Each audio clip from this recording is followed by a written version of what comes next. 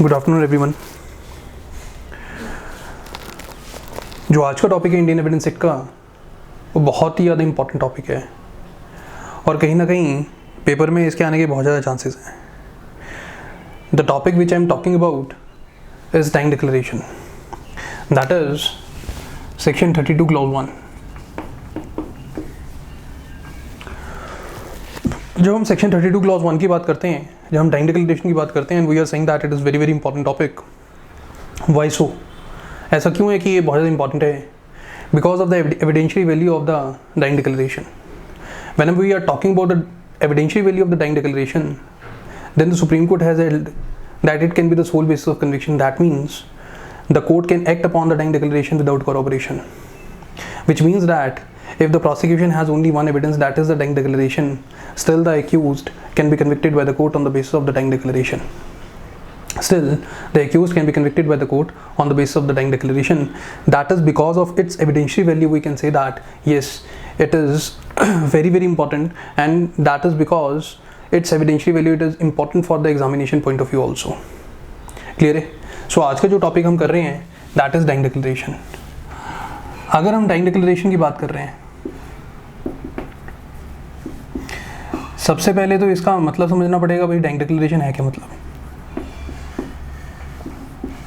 Evidentiary value अभी discuss करूंगा, बस मैं इसकी इंपॉर्टेंस समझा रहा हूँ। अभी जो इंपॉर्टेंस है वो कहाँ से निकल के आई है, इसके एविडेंशियरी वैल्यू से निकल के आई है। और इसके जो एविडेंशियरी वैल्यू है, that is very very important. High evidentiary value, sole basis of conviction. एक एक चीज़ करेंगे, इसकी सेक्शन पढ़ेंगे, जजमेंट्स देखेंगे कौन कौन सी है, इंटरप्रिटेशन करेंगे, सब कुछ करेंगे। बट सबसे पहले तो हमें ये पता होना चाहिए कि भाई जब टाइम डिक्लेरेशन हम बोल रहे हैं, what do you mean by this word time declaration. जब हम ये बात करें डिक्लेरेशन की, दैट मीन्स आपने कुछ क्या करा है, डिक्लेयर करा है। You have declared something. और ये कब करा है?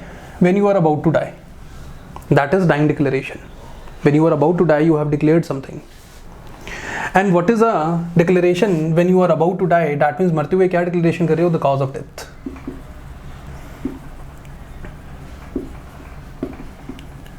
मरते हुए आप क्या डिक्लेरेशन कर रहे हो? The cause of death.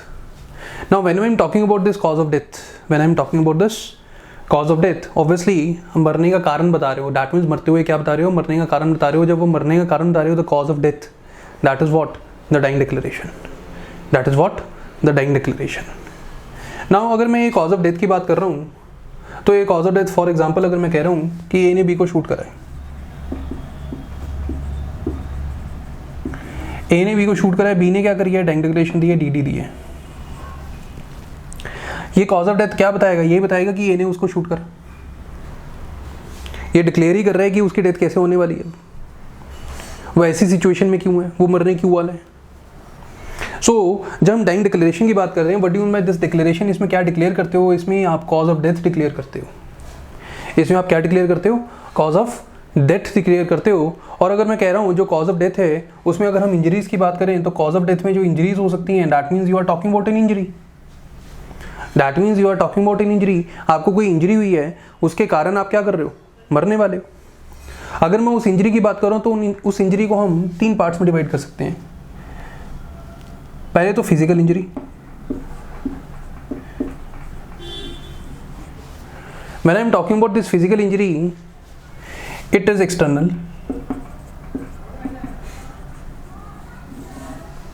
Again I am talking about physical injury. इसको फिजिकल इंजरी ना लिखकर सिंपल एक इंजरी लिख दो। और what I am talking about is a internal injury.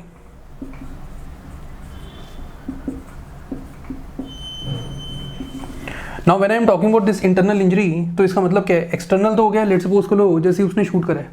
जब उसने शूट करा है तो गोली लगी उसको, जब गोली लगी, दैट इज वाउंड हो उसका, वो क्या है? From outside to inside, that is external injury. अगर मैं बात कर देता हूँ इसमें पॉइजनिंग की, अगर मैं इसमें बात कर देता हूँ ड्राउनिंग की, अगर मैं इसमें बात कर देता हूँ सफोकेशन की,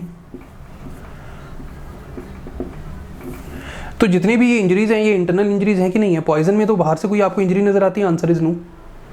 ड्राउनिंग में क्या आपको बाहर से इंजरी नजर आती है? Answer is no.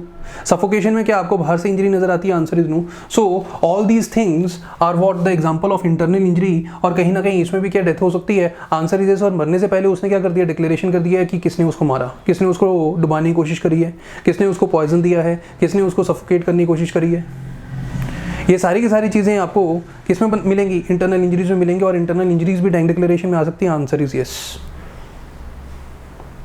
The third and the most important thing is, ध्यान दीजिएगा प्लीज, मेंटल ट्रॉमा, और इसको बोल सकते हो मेंटल इंजरी, और कहीं ना कहीं आपको किस में नजर आती है? That is in the suicide notes. That is in the suicide notes. For example, A B को बहुत ज्यादा परेशान कर रहा है, इसने अल्टीमेटली क्या कर दिया? सुसाइड कर लिया। और क्या छोड़ के गया? ये सुसाइड नोट छोड़ के गया है। अब परेशान कौन कर रहा था? ए कर रहा था। दैट मीन्स ए ने क्या करा है? कहीं ना कहीं इसकी क्या करी? अबेटमेंट करी, अबेटमेंट ऑफ सुसाइड। क्योंकि उसके कंडक्ट के कारण ही जो बी है वो क्या कर रहा है? सुसाइड कर रहा है। अब दैट मीन्स जो इसका ए का कंडक्ट है, मैं बोल सकता हूँ जो ए का कंडक्ट है that is in the form of abetment. When the conduct of A is in the form of abatement, that is abatement to suicide or not? That means his conduct now make B to commit the suicide or not? It causes the mental trauma, mental torture upon B or not? Answer is yes. And that is why हम ये बोल सकते हैं जो suicide note है, क्या उसको भी हम डाइंग डिक्लेरेशन बोल सकते हैं? Answer is suicide note will come under section 32 clause 1 and it is one of the form of the dying declaration. And what kind of injury we are talking about? Because declaration तो हमेशा cause of death की होगी। That means injury की होगी। कैसे injury हुई है? किस तरह से आपकी डेथ हो रही है? Here what kind of injury we are talking about? Physical or mental? We are talking about the mental injury.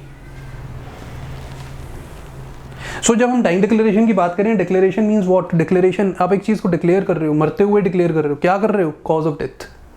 अगर मैं वो कॉज ऑफ डेथ की बात कर रहा हूं तो तीन तरह की हो सकती है, एक्सटर्नल, इंटरनल और mental.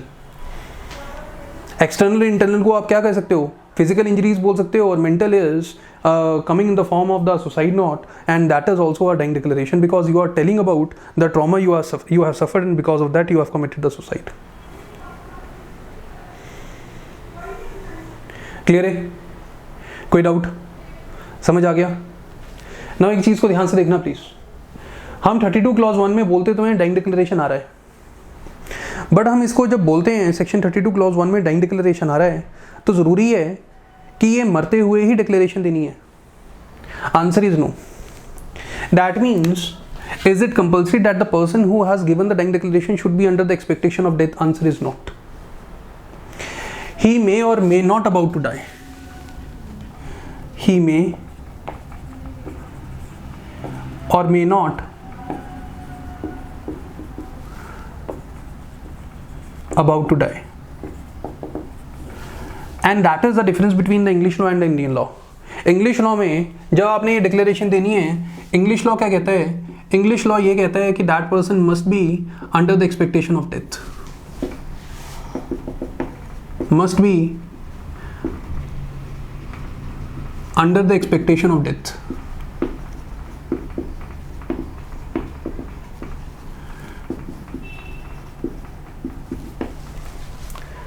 That person must be under the expectation of death. But Indian law ये कहता है that person may or may not be under the expectation of death. That is the difference between the English law and Indian law. ये तो बड़ा आसान सा लग रहा है कि अंडर द एक्सपेक्ट, मरने वाला है, हॉस्पिटल में एडमिट है, लेट सपोज कर लो, और उसने क्या दे दिया? अपनी डाइंग डिक्लेरेशन दे रही है। लेट सपोज कर लो गोली लगी है, बड़ा सीरियस है, उसने मरते हुए क्या कर दिया? डाइंग डिक्लेरेशन दे दिया। That is under the expectation of death. That is applicable in England and Indian also. But India में एक और ये चीज़ लिख दी है कि ज़रूरी नहीं है कि हमेशा ही आप under the expectation of death होगी। अगर नहीं भी है तो भी आप क्या कर सकते हो? डाइंग डिक्लेरेशन दे सकते हो। फॉर एग्जाम्पल, अगर मैं बोल रहा हूँ लेट सपोज कर लो ए ने बी को गोली मारी, ए शूट बी, इसका ऑपरेशन हुआ इमीडिएटली, वो बुलेट निकाल दी गई and he is now out of danger. Doctor ने डिक्लेयर कर दिया कि अब इसकी जान को कोई खतरा नहीं है, he is out of danger. जब ये एकदम सही हो गया तो इसने क्या दिया? डिक्लेरेशन दिया है। उसको भी हम क्या बोलेंगे? डाइंग डिक्लेरेशन बोलेंगे। दैट मीन उसने सब बताया कि भाई ए ने मेरे को गोली मारी और कैसे कैसे इंसिडेंट हुआ, सब कुछ। जब इसने ये डिक्लेरेशन दी है तो क्या under the expectation of death था कि वो आउट ऑफ डेंजर था? He was out of danger, he was not under the expectation of death. अगर यही डिक्लेरेशन इंग्लैंड में होती तो ये इररिलेवेंट हो जाती, हम इसको डाइंग डिक्लेरेशन नहीं बोलते, पर इंडिया में यही डाइंग डिक्लेरेशन है। अब हुआ क्या, इसके बाद जैसे ही इसने declaration they the, let's suppose कर लो कुछ कॉम्प्लिकेशंस अराइज हो गए एंड उसके बाद क्या हो चुका है, उसकी डेथ हो चुकी है। नाउ एक्चुअली में चाहे आप under the expectation of death हो नहीं हो, आपकी डेथ होना जरूरी है। इस केस में भी चाहे उसने डाइंग डिक्लेरेशन दी है, when the dying declaration was given by him, he was not under the expectation of death, but after some time he has died because of that injury. So that is why still it is a dying declaration, because ultimately उसकी क्या हो चुकी है, death हो चुकी है, और same injury से हुई है जिसके बारे में उसने क्या करा था, बोला था। So that means dying declaration के लिए इंडिया में अगर उसको रेलिवेंट करना है अंडर सेक्शन 32 क्लॉज 1, तो दो चीज़ें ज़रूरी हैं। डाइंग डिक्लेरेशन 32 क्लॉज 1 में आपने रेलिवेंट करना है तो उसके लिए दो चीज़ें ज़रूरी हैं, क्या, एक्चुअल डेथ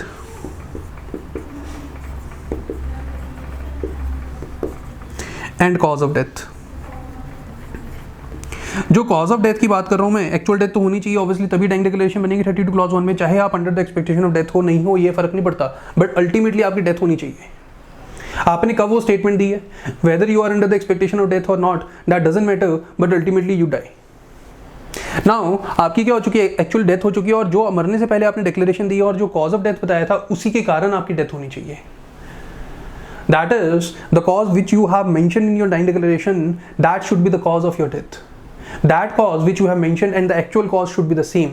अदरवाइज अगर ये दोनों क्लॉजेस क्या हैं, डिफरेंट हैं, तो हम ये डाइंग डिक्लेरेशन को रेलिवेंट नहीं बोलेंगे, क्योंकि कॉन्ट्रडिक्शन आ चुकी है। अब लेट्स सपोज कर लो, अगर मैं कह रहा हूँ, वो कह रहा है कि पॉइजन दिया गया, लेट्स सपोज कर लो वो कह रहा है कि पॉइजन दिया गया, डाइंग डिक्लेरेशन में क्या दिया उसने, क्या बोला कि पॉइजन दिया गया, बट डॉक्टर बोल रहा है कि इसका कॉज ऑफ डेथ तो पॉइजन है ही नहीं, बॉडी में हमें कोई भी पॉइजन नहीं मिला।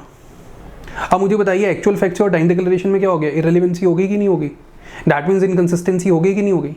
अब मुझे बताइए क्या ये डाइंग डिक्लेरेशन के बेसिस पे आप क्या जजमेंट दे सकते हो, answer is because there is a inconsistency with the existing facts. That is why in order to remove that inconsistency हम क्या बोलते हैं, the cause which you have mentioned in the dying declaration, the actual cause should be the same and that will ensure the credibility of the dying declaration.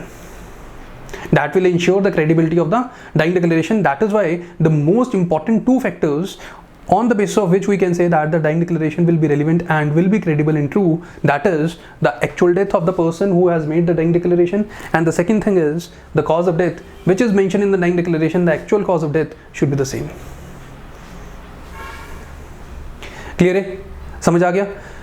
किस time पर किस समय दी गई dying declaration, क्या आप under the expectation of death होने चाहिए, नहीं। ये जरूरी कहाँ पर है, ये इंग्लैंड में जरूरी है, इंडिया में जरूरी नहीं है। और ये सारी की सारी बातें कहाँ पे लिखी हुई हैं, 32 क्लॉज 1 में लिखी गई हैं। क्लियर है, समझ आ गया, एनी डाउट? सो अगर मैं बोलूँ what are the two important factors in order to make the dying declaration relevant, credible under section 32 clause 1, that is the death of the person who has made the dying declaration, and the second thing is what should be the cause of the death should be similar to the actual facts. Clear, समझ आ गया? कोई doubt? ध्यान दीजिएगा please. अभी हमने बोला था कि dying declaration is a declaration. Declaration word किससे जा रहा है, the cause of death. Cause of death तीन तरह के हो सकते हैं, फिजिकल, एक्सटर्नल और इंटरनल, और मेंटल भी हो सकता है, दैट इज सुसाइड नोट, जैसे मैंने अबैटमेंट वाली आपको एग्जांपल दी। इस डिक्लेरेशन करने का तरीका क्या है, ऑरली करोगे, रिटर्न करोगे, जेस्चर के साथ करोगे, कैसे करोगे? सेक्शन 32 क्लॉज 1 कोई भी प्रोसीजर लेट डाउन नहीं करता। Under section 32 clause 1 there is no procedure given on the basis of which we can say that yes only the statement can be admissible, only the written statement can be admissible, only the oral statement can be admissible, ऐसा कुछ भी नहीं है। only the electronic evidence is admissible, ऐसा कुछ भी नहीं है। so that mean उसमें कोई प्रोसीजर लेट डाउन किया ही नहीं हुआ। that means ये डिक्लेरेशन हो कैसे सकती है, ये ऑरल भी हो सकती है, रिटर्न भी हो सकती है, बाय जेस्चर्स भी हो सकती है। that means आपने एक भी पर्सन को कुछ भी नहीं बोला, सिर्फ और सिर्फ इशारा करके गए हो। So it can be oral, ये जो डिक्लेरेशन है ये कैसे हो सकती है, दिस डिक्लेरेशन, ये जो डिक्लेरेशन की हम बात कर रहे हैं, ये जो डिक्लेरेशन की हम बात कर रहे हैं, ये डिक्लेरेशन कैसी हो सकती है? Because nothing is written under section 32 clause 1, so this declaration can be oral, this declaration can be written or even by gestures.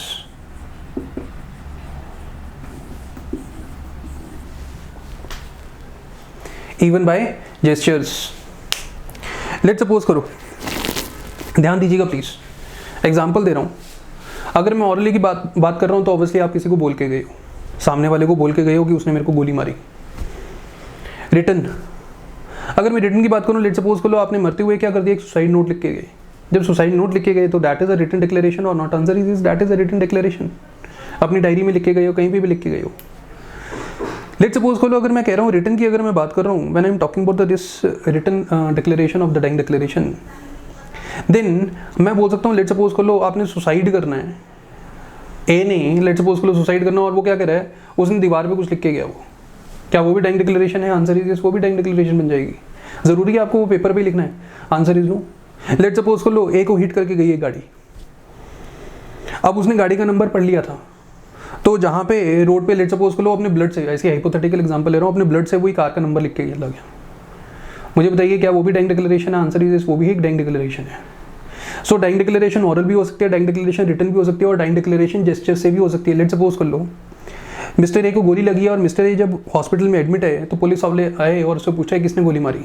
Let suppose कर लो उसके रिलेटिव ने, फ्रेंड नहीं मारी थी, और वो हॉस्पिटल में उसी टाइम पे उसके आसपास ही है. अब वो अपनी फ्रेंड की तरफ इशारा कर रहे हैं. जब पूछा गया किसने गोली मारी, उसने अपनी फ्रेंड की तरफ इशारा करा. अब मुझे बताइए क्या ये भी डाइंग डिक्लेरेशन है? आंसर इज यस, ये भी डाइंग डिक्लेरेशन है. सो डाइंग डिक्लेरेशन किसी भी तरह से आप डिक्लेयर कर सकते हो. कहीं नहीं बोला हुआ it should be registered, it should be in written form only, it should be recorded by judicial magistrate first class, it should be, कहीं पे भी नहीं लिखा हुआ. रादर की जरूरी है कि किसी को कम्युनिकेट होनी चाहिए. Answer is no, no need to communication, no need to communicate it. Let suppose करो अगर मैं सुसाइड नोट की बात करूं, किसी को आप बोल के जाते हो क्या? Answer is no. सो जब आप डिक्लेरेशन दे रहे हो, कोई सामने होना चाहिए जिसको आप कम्युनिकेट कर पाओ, जो सुने आपकी बात. Answer is no, it is not at all necessary. So communication of the dying declaration is also not necessary. आप कुछ अगर लिख के चले गए हो, बाद में पता चला है, that is also a dying declaration, for example in a suicide note. So अगर मैं बात कर रहा हूं, फिर मैं इसी पे आ रहा हूं कि दो चीजें जरूरी हैं. That is the actual death and the cause of death should be same. What is in the form of what is the form of a declaration or a written or gestures? It is not at all important. Whether it is communicated to anyone, again it is not at all important. Clear है? Declaration की हमने बात करी. Declaration किससे relate करती है? Cause of death से relate करती है. और जो कॉज ऑफ डेथ हो सकती है वो तीन तरीके की हो सकती है, internal, external and mental. Clear है? समझ आ गया? अभी सिर्फ और सिर्फ मैंने आपको बेसिक बताया है कि भाई जो डाइंग डिक्लेरेशन है उसका अगर मैं मतलब की बात करूं, वर्ड के मतलब की बात करूं, डाइंग डिक्लेरेशन मतलब क्या है, क्योंकि वो मरने का कॉज बता रही है, इसलिए हम इसको क्या बोलते हैं, डाइंग डिक्लेरेशन. हम जरूरी नहीं है कि इंडिया में ये मरते हुए ही आपने डाइंग डिक्लेरेशन करनी है. जब आप आउट ऑफ डेंजर हो तब भी ये डिक्लेरेशन कर सकते हो. क्लियर है? समझ आ गया? प्लीज़ इस चीज़ को फटाफट से नोट कर लीजिए. उसके बाद आगे चलते हैं और we will read the bare act and all the ingredients with the supreme Court judgments. क्या क्या इसमें बोले हुआ है, प्लीज़ इसको फटाफट से नोट कर लीजिए.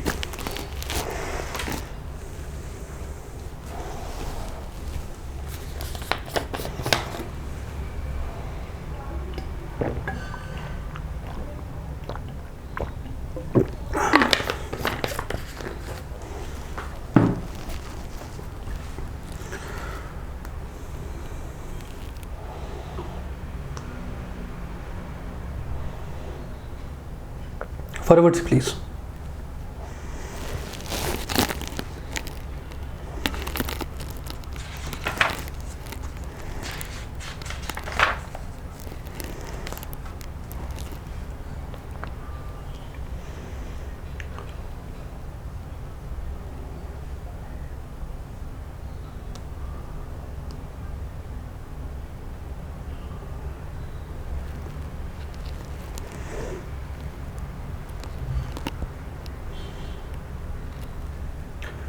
कर लिया नोट? Now please take out section 32 clause 1. देखते हैं सेक्शन 32 क्लॉज 1 क्या कह रहा है. सबसे बड़ी बात तो इसके सेक्शन 32 क्लॉज 1 की मार्जिनल हेडिंग पढ़ रहा हूँ, when it relates to the cause of death, when it relates to the cause of death, साफ साफ जो हमने करा वही लिखा हुआ है मार्जिनल हेडिंग में, कहीं ना कहीं हमें क्या इंडिकेशन मिल रहे हैं, when it relates to the cause of death, it means what, the declaration, it means what, the declaration. So हम बोल सकते हैं इट को अगर मैं डिक्लेरेशन पढ़ूँ तो कैसे पढ़ेंगे इसको, when declaration relates to the cause of death, उसको हम क्या बोलते हैं, डाइंग डिक्लेरेशन। देखते हैं क्या कह रहे हैं। When the statement is made by a person as to the cause of death, underline कर लेना, as to the cause of death, or as to any of the circumstances of the transaction, underline कर लेना circumstances को, as to any of the circumstances of the transaction which resulted in his death, in cases in which the cause of that person death come into question. आगे next paragraph क्या लिख रहा है, such statements are relevant whether the person who made them was or was not, underline कर लेना was or was not, at the time when they were made under the expectation of death, and whatever may be the nature of proceeding, underline कर लेना, whatever may be the nature of proceedings in which the cause of death comes into question. इसको please एक बार ध्यान से अपने आप पढ़िए, एक एक चीज़ करेंगे इस चीज़ की, प्लीज़ इसको फटाफट से अपने आप ध्यान से पढ़िए, उसके बाद इसको इंटरप्रेट करते देखते हैं क्या कह रहा है।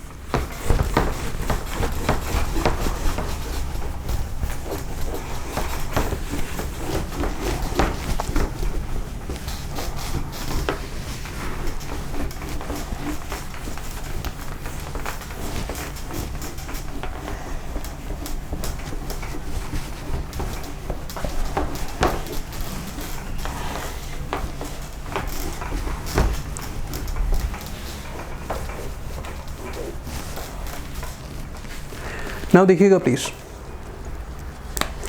अगर हम सेक्शन 32 क्लॉज 1 को देखते हैं तो देखते हैं उसमें क्या क्या लिखा हुआ है। सबसे बड़ी बात तो हम एक स्टेटमेंट की बात कर रहे हैं, साफ साफ लिखा हुआ है when a statement is made, क्या लिखा हुआ है, when the statement is made. इसी स्टेटमेंट को क्या मैं डिक्लेरेशन बोल सकता हूँ, ये जो डिक्लेरेशन कर रहे हो किस फॉर्म में कर रहे हो, स्टेटमेंट के फॉर्म में कर रहे हो। और अगर मैं इस स्टेटमेंट के बारे में बात कर रहा हूँ तो ऑब्वियसली जब मैं ये स्टेटमेंट के बारे में बात कर रहा हूँ, ये ऑरल भी हो सकती है, ये रिटन भी हो सकती है, और जब मैं जेस्चर की बात कर रहा हूँ that is also a form of a statement, क्योंकि कुछ कहने की कोशिश कर रहे हो, स्टेटमेंट से कुछ बोलते हो आप, कुछ बताने की कोशिश करते हो, सो वो जेस्चर से भी आप कुछ बताने की कोशिश कर रहे हो। क्या बताने की कोशिश कर रहे हो, वो कॉज ऑफ डेथ बताने की कोशिश कर रहे हो, so this gesture is also equaling to the statement. That is why हम जो ये डिक्लेरेशन की बात कर रहे हैं, जो ये स्टेटमेंट की बात कर रहे हैं, तभी हम बोलते हैं कि ये तो 3 फॉर्म में आ सकती हैं, ऑरल भी हो सकती है, रिटन भी हो सकती है, और जेस्चर से भी हो सकती है। आगे बढ़ रहा हूँ, देखते हैं क्या कह रहे हैं। When the statement is made by the person as to the cause of his death, जो ये स्टेटमेंट है that is regarding what, cause of the death. कहीं ना कहीं क्या है ये किससे रिलेट कर रही है, cause of death, that means वो आप डेथ का कारण बता रहे हो कि आपकी डेथ किससे हो रही है। और as to any of the circumstances, आप इसमें कॉज ऑफ डेथ के बारे में बात कर सकते हो या फिर इसके बारे में बात कर रहे हो, you are talking about the circumstances. अब ये सर्कमस्टांसेस क्या हैं इसमें मैं बाद में आऊँगा, अभी नहीं आ रहा, इसको समझेंगे और इसके लिए एक जजमेंट भी करेंगे। Of the transaction which resulted in his death in cases in which the cause of death, cause of that persons death come into question. Now इस चीज़ को ध्यान से देखना प्लीज। लेट्स सपोज करो अगर मैं कह रहा हूं कि ए ने बी को शूट करा, जब ए ने बी को शूट करा तो ए के ऊपर मुझे बताइए 302 का केस चलेगा कि नहीं चलेगा, आंसर इज इसके 302 का केस चलेगा। जब मैं इसमें 302 का केस चलेगा तो दैट मीन इसने क्या करा, एक मर्डर करा, और आपको प्रूव करना पड़ेगा, अगर आपको इसको सजा दिलानी है 302 में, इसको पनिशमेंट दिलानी है, तो आपको ये प्रूव करना पड़ेगा, प्रोसिक्यूशन को ये प्रूव करना पड़ेगा कि इसके मर्डर से ही, दैट मीन्स की शूटिंग से ही ये मर्डर हुआ है, दैट मीन्स की शूटिंग से ही क्या हुई है, इसकी डेथ हुई है। सो दैट मीन्स अगर आपने ये प्रूव कर दिया जो इसका कॉज ऑफ डेथ है ये शूटिंग ही है, तो आपने कहीं ना कहीं मर्डर प्रूव कर दिया, क्योंकि अगर आपने 302 में मर्डर के लिए ए को पनिशमेंट दिलानी है तो आपको ये प्रूव करना पड़ेगा जो बी की डेथ हुई है वो ए की वजह से हुई है, दैट मीन्स ए की शूटिंग की वजह से हुई है। So when you have proved the cause of death that is shooting in this case, if you have proved this thing then ultimately you will prove the liability of A, कि A ने ही murder कराई है, cause of death क्या है, shooting ही है। So that means the question before the court is what, the cause of death of the victim, that is B. अब मुझे बताइए, कोर्ट के सामने ये क्वेश्चन पेंडिंग है कि भाई बी की डेथ कैसी हुई है, और उसी क्वेश्चन का आंसर कहीं ना कहीं ये डाइंग डिक्लेरेशन दे रहा है कि नहीं दे रहा? Answer is yes. कहने का मेरा मतलब ये है कि when something is pending before the court in the form of a cause of death, court ने एक क्वेश्चन है, कोर्ट के सामने एक पेंडिंग है क्वेश्चन कि भाई उसका डेथ कैसे हुई है, what is the cause of the death, और इसका आंसर दे कौन रहा है? Obviously the answer is given in the form of a dying declaration, so there is a direct connection. एक चीज पेंडिंग और इसका एक आंसर आ रहा है, so there is a direct connection between the two. When there is a direct connection between the two, obviously the court will admit that dying declaration as an evidence. Answer is yes, because जो court ढूंढ रहा था वही चीज उसको मिल गई है।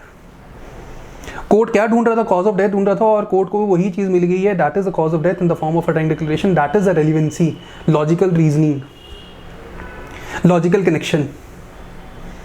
Clear है? सो तभी इसमें क्या लिखा हुआ है, देखिए ध्यान से, when the statement is made by the person as to the cause of his death or as to any circumstances of the transaction which resulted in his death, in cases, कहाँ पे वो relevant होगी? In cases in which the cause of that person's death come into question. So that means dying declaration her case में क्या relevant है? Answer is no, dying declaration is not relevant in every case. Where the dying declaration will be relevant, where the question before the court is the cause of death. There is a pending question before the court has to find out the answer regarding the cause of the death of the victim, and if the victim has given the dying declaration that is directly associated with the question that is pending before the court, that is the cause of the death. Clear है? समझ आ गया? समझ आ गया? So जो ये last line की बात कर रहा हूं मैं, that is in cases in which the cause of that person's death come into question, ये जो लास्ट लाइन है, that establishes the logical connection between the dying declaration and the pending case. That establishes the logical connection, the relevancy, legal relevancy between the dying declaration and the pending case. Clear है? समझ आ गया? Let's suppose को लो, अगर मैं कह रहा हूँ एक स्टेटमेंट दी है बी ने, क्लियर है, ए और बी के बीच में, लेट्स सपोज को लो एक ब्रीच ऑफ कॉन्ट्रैक्ट का केस चल रहा है, एक ब्रीच ऑफ कॉन्ट्रैक्ट का केस चल रहा है, या फिर लेट्स सपोज कर लो ए और बी के बीच में 420 का केस चल रहा है, दैट मींस चीटिंग का केस चल रहा है, वो मरने से पहले ही पेंडिंग है ये केसेस। लेट्स सपोज कर लो कुछ भी है, ब्रीच ऑफ कॉन्ट्रैक्ट का केस चल रहा है या फिर 420, दैट मींस चीटिंग का केस चल रहा है आईपीसी में। मुझे बताइए इस केस में क्या डाइंग डिक्लेरेशन आप रेलिवेंट करोगे? आंसर इज नो, इस केस में डाइंग डिक्लेरेशन रेलिवेंट नहीं होगी। क्यों रेलिवेंट नहीं है इन केसेस में? चाहे ए और बी सेम पार्टीज ही हैं, क्यों रेलिवेंट नहीं है? क्योंकि कोर्ट के सामने वो क्वेश्चन पेंडिंग ही नहीं है। There is no logical relevancy in this case, there is no connection between the case and the dying declaration.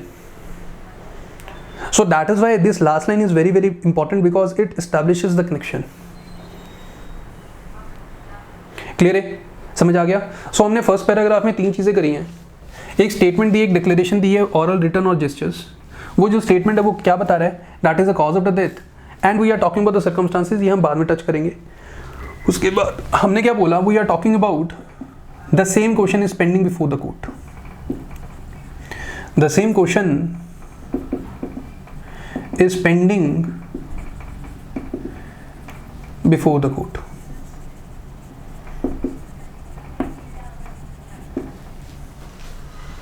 The same question is pending before the court. That is the connection, relevancy.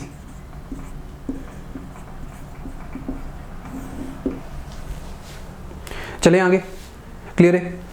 आगे देखते हैं second paragraph क्या कह रहे हैं। सच statements कौन से statements? ये डाइंग डिक्लेरेशन वाली statements. Such statements are relevant whether the person was made them was or was not at the time when they were made under the expectation of death. So जरूरी है Indian law में कि जब ये statement दी जानी चाहिए dying declaration की, that person must be under the expectation of death. Answer is no. तभी इसमें क्या लिखा हुआ है? was और was not, was और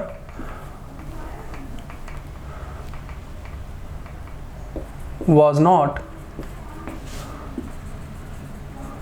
under the expectation of death.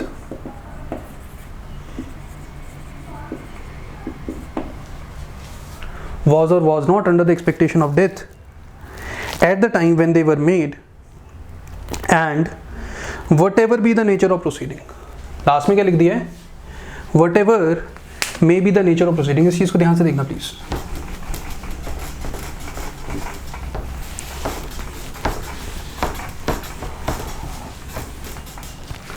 Last में एक चीज लिख दी है, what ever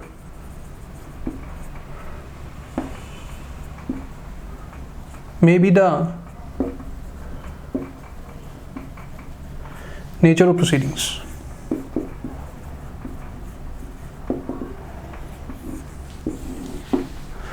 what ever may be the nature of proceeding, ये कहने की बात ये कर रहा है कि चाहे वो प्रोसीडिंग्स सिविल है चाहे वो क्रिमिनल है, हमें कोई फर्क नहीं पड़ता। डाइंग डिक्लेरेशन सिविल केसेस में और क्रिमिनल केसेस में दोनों में ही रेलिवेंट है। ऐसा नहीं है जो डाइंग डिक्लेरेशन है सिर्फ और सिर्फ वो क्रिमिनल केसेस में ही रेलिवेंट है। तभी आखिरी पॉइंट में क्या लिख दिया है, आखिरी लाइन में क्या लिख दिया गया है, that is whatever may be the nature of proceedings, that means the dying declaration may be relevant under the civil as well as the criminal case. हाँ, बट दोनों ही सिविल और क्रिमिनल केस में court के सामने question क्या pending होना चाहिए, that is the cause of death, that is the connection. For example ध्यान दीजिएगा प्लीज, लेट सपोज कर लो ए जो है वो रैश एंड नेग्लिजेंट ड्राइविंग कर रहा था, उसने बी को हिट करा, बी इज बैडली इंजर्ड और कहीं ना कहीं उसने मरते हुए क्या दिया, एक डाइंग डिक्लेरेशन दिया और उसने बोला है कि ए ने उसको हिट करा है गाड़ी से। ए रैश एंड नेग्लिजेंट ड्राइविंग कर रहा था, लेट सपोज करो नेग्लिजेंटली वो क्या कर रहा था, ड्राइविंग कर रहा था। अगर आईपीसी की बात कर रहा हूं तो आईपीसी में 304 ए का केस बनता है। लेट सपोज करो होगी ए की डेथ, सॉरी बी की होगी डेथ, जिसको हिट करा था बी की होगी डेथ और मरते हुए क्या देखे गया, ये डाइंग डिक्लेरेशन देखे गया। अब क्योंकि इसकी डेथ हो चुकी है तो ए नेग्लिजेंटली ड्राइविंग कर रहा था, कहीं ना कहीं 304 ए का केस बनता है कि नहीं बनता, answer is yes. So IPC में ये डाइंग डिक्लेरेशन, अब जब 304 ए का केस चलेगा, यही डाइंग डिक्लेरेशन इसके अगेंस्ट हम यूज कर सकते हैं, आंसर इज यस। नाउ ये तो होगी क्रिमिनल केस की बात। सिविल केस में कैसे इसका करेंगे, लेट सपोज करो ये नेग्लिजेंटली ड्राइविंग कर रहा था, so it is a form of a tort or not, answer is yes, it is a form of a tort. अब है क्या चीज, बी की फैमिली ए के अगेंस्ट कंपनसेशन लेने के लिए, क्योंकि बी तो आ नहीं सकता, बी की तो होगी ये डेथ, तो बी की फैमिली आएगी उसके बिहाफ पर। ए से कंपनसेशन लेने के लिए टॉर्ट में उन्होंने क्या करा, एक सूट फाइल कर दिया। इनको कंपनसेशन कब मिलेगा, तब मिलेगा जब ये प्रूव करेंगे कि इसकी नेग्लिजेंस की वजह से बी की डेथ हुई है। अब इसकी नेग्लिजेंस की वजह से जब बी की डेथ हुई है, that means again we are talking about the cause of death. When we are talking about the cause of death, ये जो क्वेश्चन है इसका जो सोल्यूशन है, दैट मीन्स आंसर कौन दे रहा था, बी दे के गया है कि नहीं दे के गया, in the form of a dying declaration. वो बोल के गया है कि हाँ उसकी नेग्लिजेंस की वजह से ही उसने मेरे को हिट करा है कहीं ना कहीं।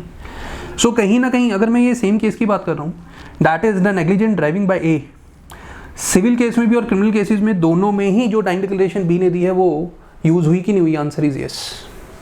So when I am talking about कि डाइंग डिक्लेरेशन जब 32 क्लॉज 1 पढ़ते हो, is it necessary that it should be the criminal case only? Answer is no, it is not at all necessary. Sometimes the cause of death which is pending before the court is in the civil cases like this, which I have given the example. And when we are talking about the civil cases, when the cause of death is pending before the court, the question is pending before the court, then the same can be solved with the dying declaration which is given by B, and this is what we have done. That it is not at all necessary that it should be the criminal case only. Clear है, समझ आ गया? Any doubt? इस चीज को please एक बार note कर लीजिए, फटाफट से इस चीज को नोट कर लीजिए, फिर आगे चलता हूं।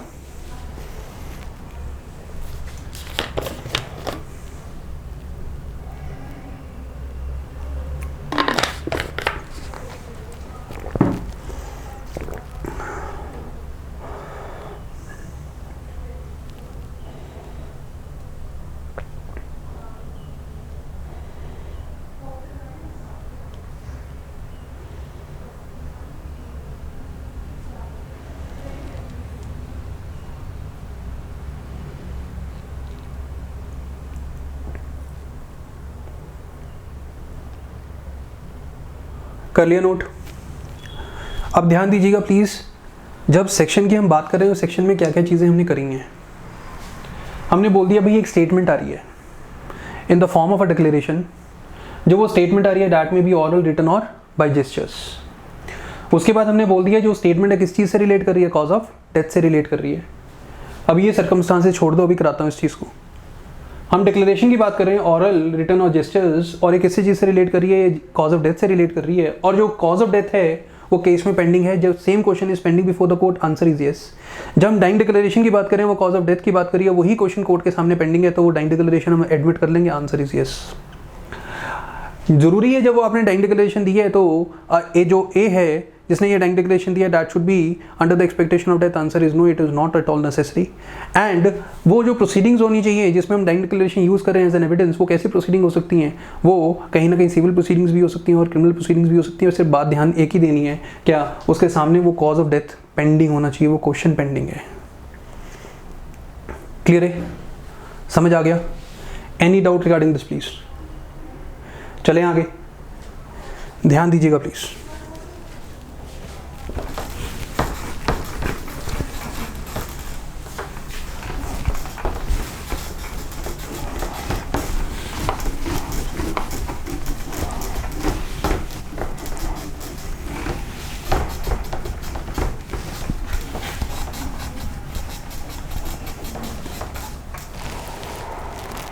ध्यान दीजिएगा प्लीज। जब हम डाइंग डिक्लेरेशन की बात कर रहे हैं, अगर हम सेक्शंस की बात करें, सेक्शन 32 क्लॉज 1 की बात कर रहे हैं, तो कहीं ना कहीं सेक्शन 32 क्लॉज 1 हम पूरा का पूरा समझ चुके हैं, सिर्फ एक सर्कमस्टांसेस रह गया, वो अभी करते हैं। देखने में बहुत ज़्यादा सिंपल है, बट कहीं ना कहीं सेक्शन 32 क्लॉज 1 में ये नहीं लिखा हुआ what is the evidentiary value of the dying declaration. ये तो बोल दिया कि कहाँ पे काम आएगी, कैसे काम आएगी।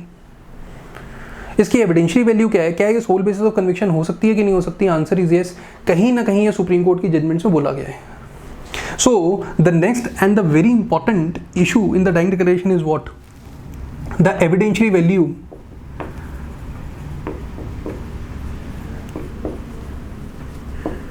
Of dying declaration.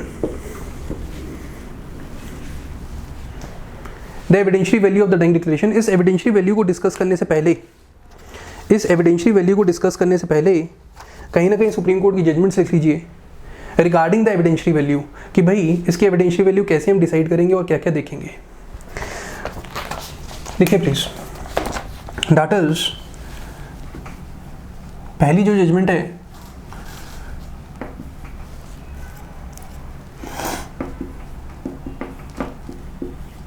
Bijoy Das versus state of West Bengal.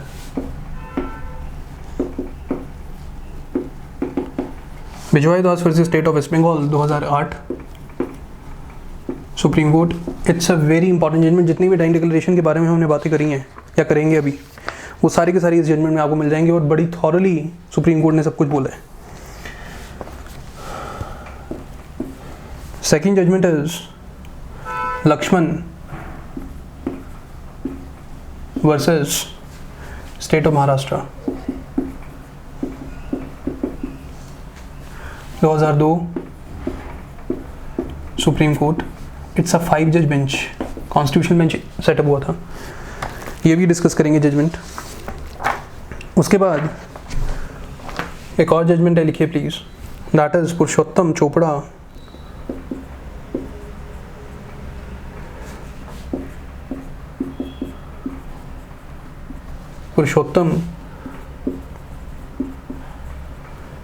Versus state government of NCT Delhi 2020 supreme court. Clear है? 2020 सुप्रीम कोर्ट। एक और लिखिए, ये ऊपर लिख रहा हूं, Ravi versus state of Tamil Nadu.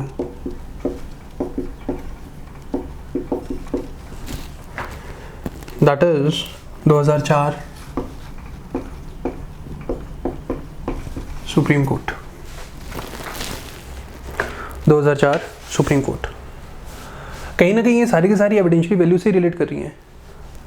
But अगर मैं ये दोनों जजमेंट्स की बात करूँ तो इसमें एविडेंशियरी वैल्यू को रिलेटेड दो अलग अलग बातें बोली गई थी, ध्यान दीजिएगा प्लीज़। अगर फर्स्ट टू जजमेंट्स की बात कर रहे हैं तो first two judgments evidentiary value की बात कर रही है। जो लक्ष्मण वाली जजमेंट है जिसमें 5 जज बेंच की बात कर रहे हैं, उसमें एक बहुत इंपॉर्टेंट बात डिस्कस करी गई है, that is the doctor's report with respect to the fitness. ये है क्या चीज़ अभी बताता हूँ, बस नोट कर लेना। जो 5 जज बेंच है वो बैठा था क्या डिसाइड करने के लिए कि doctor report with respect to the fitness of the victim कितनी ज़्यादा ज़रूरी है।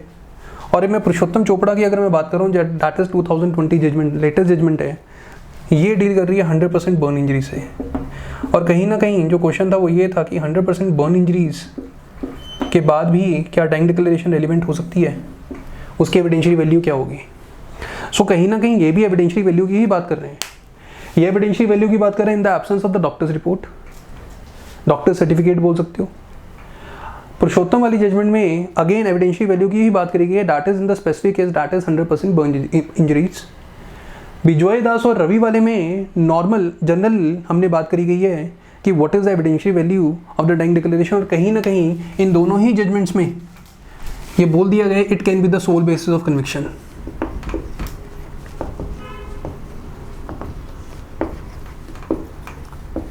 It can be the sole basis of conviction.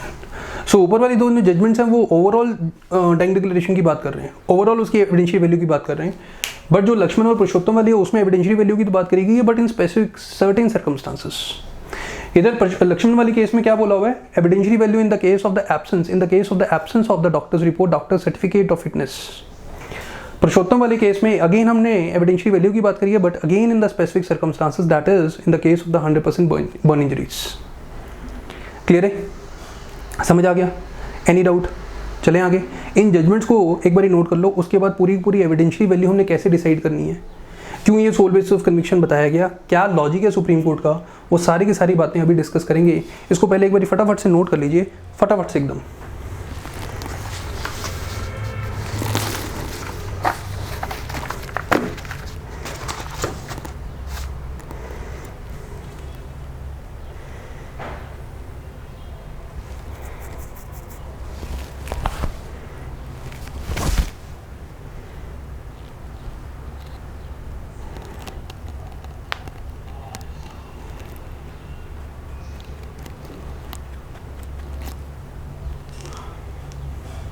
कर लिया नोट? ध्यान दीजिएगा प्लीज। जब हम इसकी एविडेंशियरी वैल्यू डिस्कस करते हैं, इन जजमेंट्स को मैं रब कर रहा हूं,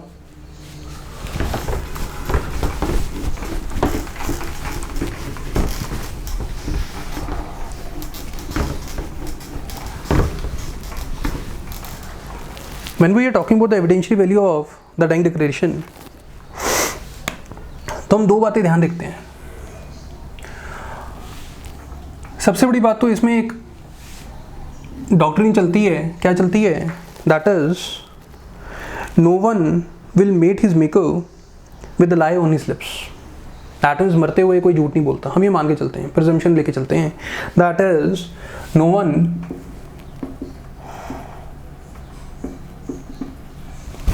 will meet his maker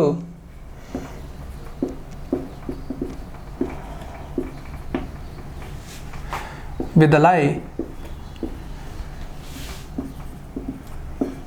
on his lips.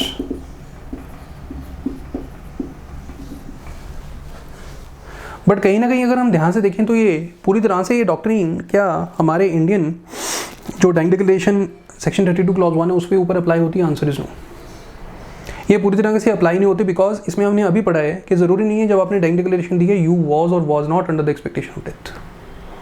That means आप मरने वाले हो सकते हो या फिर बिल्कुल ठीक भी हो सकते हो, तब भी आप डाइंग डिक्लेरेशन दे सकते हो। So when you are not under the expectation of death, और जब आपने वो डिक्लेरेशन दी है तो ये वाली क्या थ्योरी लगेगी? आंसर इज नो, वाली थ्योरी नहीं लगेगी।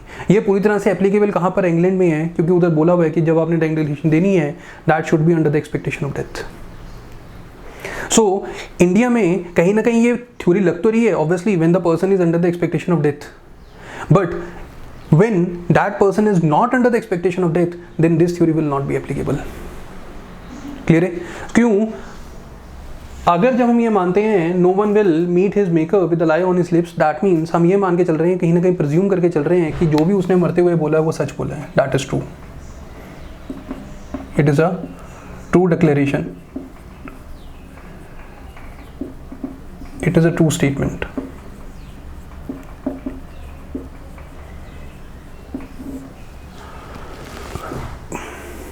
क्लियर है?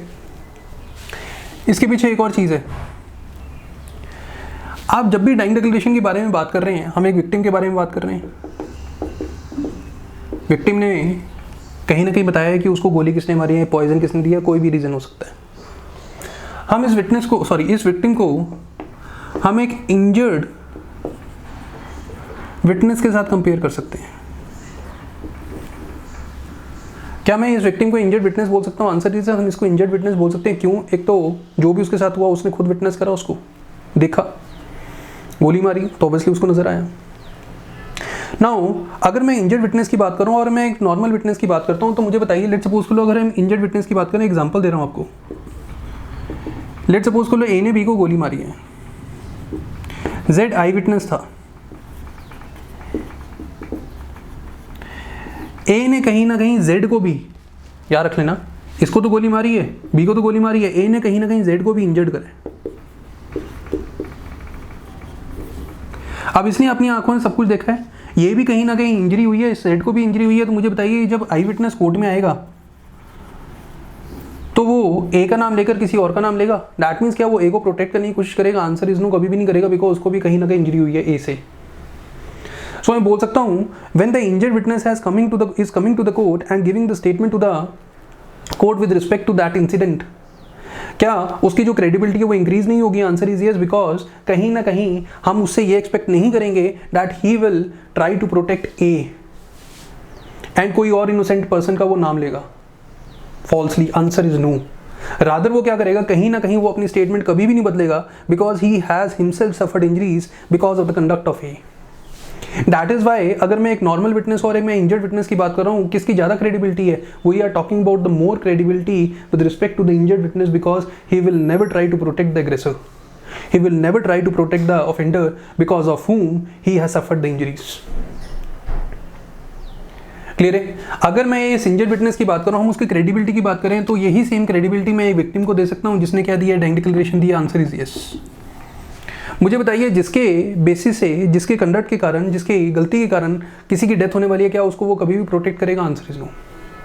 हमेशा उसका नाम तो लेगा ही लेगा, है कि नहीं है? सो दैट इज वाई जब मैं कहता हूं कि विक्टिम ने क्या दिया, डाइंग डिक्लेरेशन दिया, उसकी क्या कहीं ना कहीं क्रेडिबिलिटी ज्यादा है कि नहीं है? आंसर इज यस, बिकॉज कहीं ना कहीं वो एक्यूज का नाम तो लेगा ही लेगा. सो कहने का मेरा मतलब ये है कि अगर ये डॉक्ट्रिन फुली एप्लीकेबल नहीं है इंडिया में, that no one will meet his maker with the lie on his lips, still कहीं ना कहीं जब आपको इंजरी हुई है, can I compare this statement with the statement of the injured witness and can we increase the credibility of this statement? Answer is yes, we can increase the credibility of this statement. And मुझे बताइए, इधर जो victim की statement है, that is a very important evidence or not? Answer is yes. Let's suppose को किसी, अगर मैं कह रहा हूँ प्राइवेट में एक ऑफेंस हुआ है, पब्लिक में वो ऑफेंस नहीं हुआ, so that means there is no other witnesses, there is no other evidences. So this is the only evidence we have and with the increase credibility. So मुझे बताइए, that is a high evidential value or not? And sometimes the high evidential in this case means the sole basis of conviction.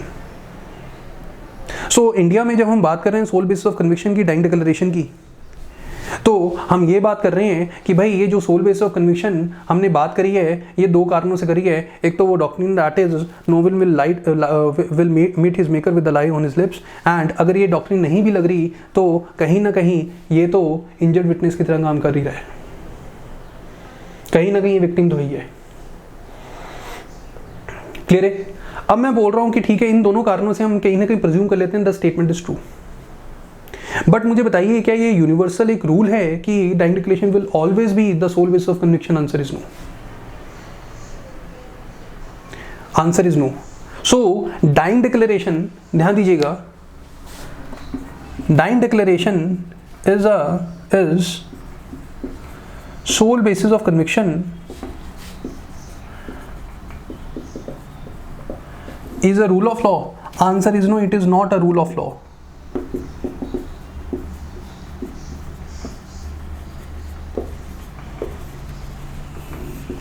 rather it is a rule of prudence.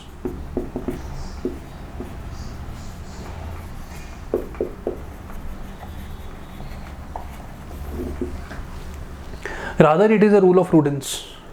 That means it depends upon the judicial discretion that how much importance should be given to the dying declaration, whether it should be made the basis of the conviction or not, whether the court should act upon the dying declaration or not, whether the court should rely upon the dying declaration or not, and how the court will see this thing. When a dying declaration is given, it has to be tested on the basis of credibility. ये credible होनी चाहिए, true होनी चाहिए, और सबसे important बात, ये voluntary होनी चाहिए. लेट सपोज कर लो, अगर मैं कह रहा हूं डाइंग डिक्लेरेशन किसी के दबाव में आके दी गई है, दबाव डाला गया था कि तुम मेरा नाम ना ले, दूसरे का नाम ले ले, मुझे बताइए क्या इस डाइंग डिक्लेरेशन बेसिस से आप क्या कन्विक्शन दे सकते हो? आंसर इज नो, बिकॉज कहीं ना कहीं ये वॉलंटरी नहीं है. अगर ये ट्रूथफुलनेस और क्रेडिबिलिटी की बात करूं, जब ये ट्रू ही नहीं है, that means it is not matching with the other facts. When we are talking about it is not matching with the other fact, there is some kind of inconsistency. क्या आप इसके ऊपर बिलीव करोगे कि doubt create हो चुका है? Now there is a doubt in your mind. अब मुझे बताइए, being a judge, while you are applying your judicial prudence, can you convict the accused only on the basis of the dying declaration? और क्या हम बोल सकते हैं इन cases में if there is any inconsistency, हम क्या बोल सकते हैं it can be the sole basis of conviction? Answer is no, never. So depend upon what are the circumstances before the court, what is the kind of dying declaration, whether it is credible, whether it is true, whether it is voluntary or not, on the basis of which we will decide the evidentiary value of the dying declaration. It is not a universal rule that dying declaration will always be the sole basis of conviction. It is not a rule of law. It is not a universal rule that it can be the sole basis of conviction in every case. Rather, the court has to find out the truthfulness, the credibility, the voluntariness. Clear है? और court का इस case में court has to be very very vigilant, and the court has to be very very cautious. How and why? The responsibility of the court is much much higher in the case of the dying declaration, when we are making the dying declaration the sole basis of conviction. And why the court has more burden upon itself? The court has to be more vigilant. Why? ध्यान दीजिएगा please, it is a very important thing.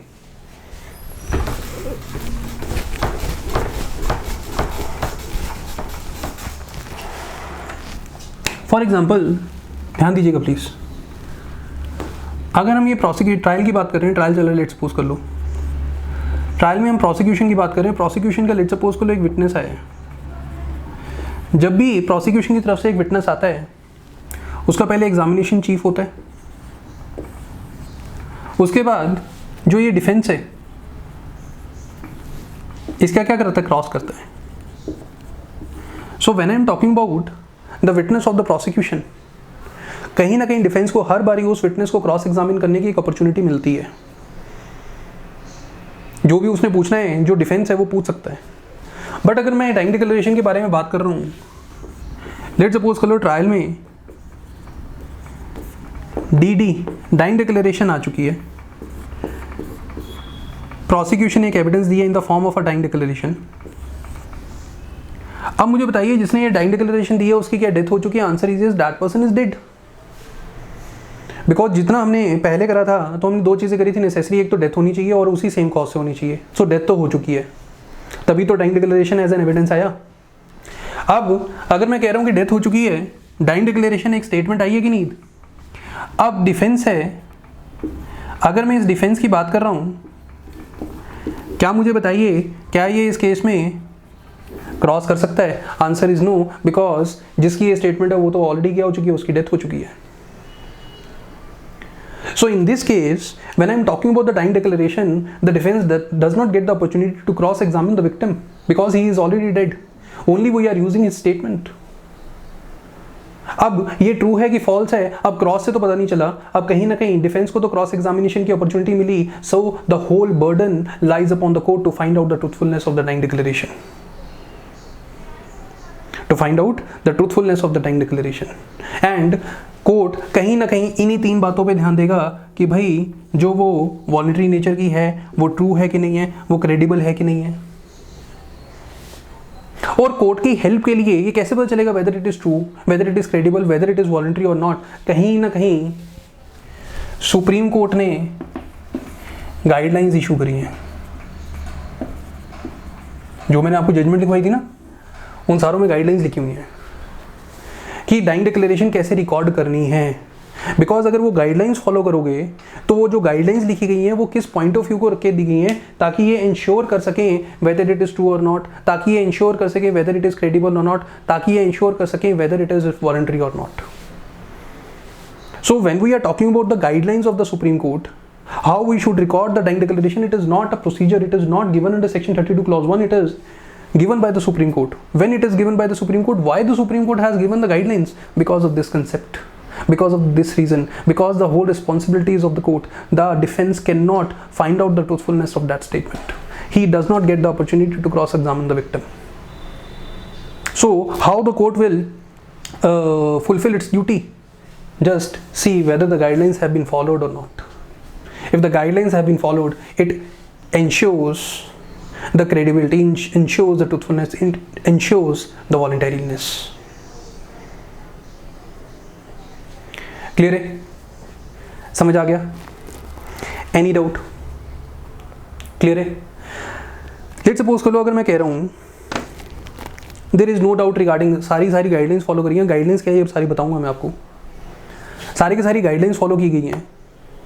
जब सारी की सारी guidelines follow की गई हैं, court के माइंड में कोई भी डाउट नहीं है regarding the dying declaration.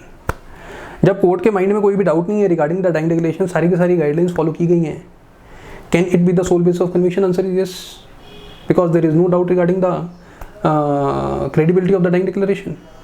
But if there is a slight doubt in the mind of the court with respect to the credibility, truthfulness of the dying declaration, then in that case कैसे वो जो doubt है वो कैसे remove कर सकते हैं? सो उस केस में सोल बेसिस ऑफ कन्विक्शन तो हो नहीं सकता, बिकॉज डाउट आ चुका है। जब सोल बेसिस ऑफ कन्विक्शन नहीं हो सकता क्योंकि डाउट आ चुका है, तो उस केस में हम क्या मानेंगे? कॉरोबोरेशन। ये कॉरोबोरेशन कैसे है? हम अब डाइंग डिक्लेरेशन को क्या कर रहे हैं? दूसरे सर्कमस्टांसेस से, दूसरे एविडेंसेस से क्या कर रहे हैं? मैच कर रहे हैं। क्या जो दूसरे एविडेंसेस इंडिकेट कर रहे हैं क्या वही डाइंग डिक्लेरेशन लिखा हुआ है कि नहीं लिखा हुआ? Obviously, if the dying declaration matching with the other circumstances, other evidences, then that means corroboration हो रही है, they support each other. That means dying declaration is true. जो डाउट था वो रिमूव हो चुका है। सो एक अगर मैं डाउट के बारे में बात कर रहा हूँ, जब एक डाउट क्रिएट हो जाता है तो उसको रिमूव करने का तरीका क्या है? कहीं ना कहीं corroboration। क्या corroboration हमेशा dying declaration की होगी? Answer is no. ये corroboration कब जरूरत पड़ेगी? When there is a doubt with respect to the dying declaration. And if you have followed all the guidelines, then there will not be any doubt. When there will not be any doubt, then obviously, is there a need of corroboration? In that case, answer is no. There will not be any need of corroboration because you have fulfilled all the guidelines. There is no doubt regarding the credibility of the dying declaration. Then in that case, the dying declaration can be the sole basis of conviction. So, देखना आपने ये है कि भाई ये जो dying declaration उस पर डाउट क्रिएट हो रहा है कि नहीं, इनकंसिस्टेंट है कि नहीं। अगर वो इनकंसिस्टेंट है दूसरे एविडेंसेस से, दूसरे फैक्ट से, तो ऑब्वियसली एक डाउट क्रिएट होता है। अगर गाइडलाइंस फॉलो नहीं की गई तो भी एक डाउट क्रिएट होता है। अगर वो डाउट क्रिएट हो गया तो उसको दूर करने का तरीका क्या है? उसको आप करोबरेट करोगे दूसरे एविडेंसेस से। उस केस में ये एक सोल बेसिस ऑफ कन्विक्शन नहीं है।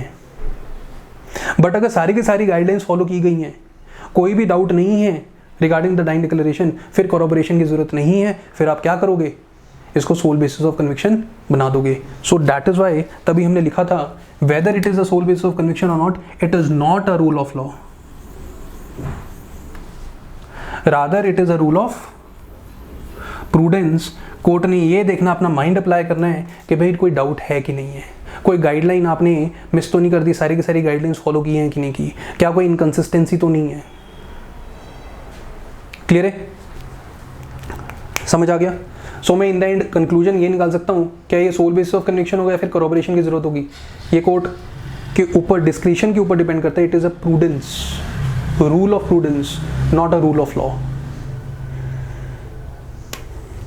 क्लियर? इसको प्लीज नोट कर लेना। और ये कोर्ट की रिस्पॉन्सिबिलिटी ज़्यादा क्यों है इसमें? Why the court has to be more vigilant? Because the absence of the opportunity with the defense to cross-examine the victim, because he is already dead.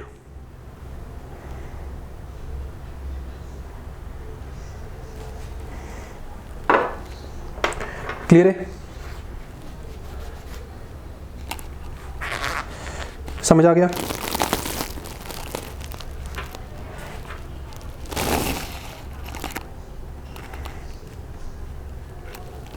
Any doubt? फटाफट से नोट कर लीजिए please इसको।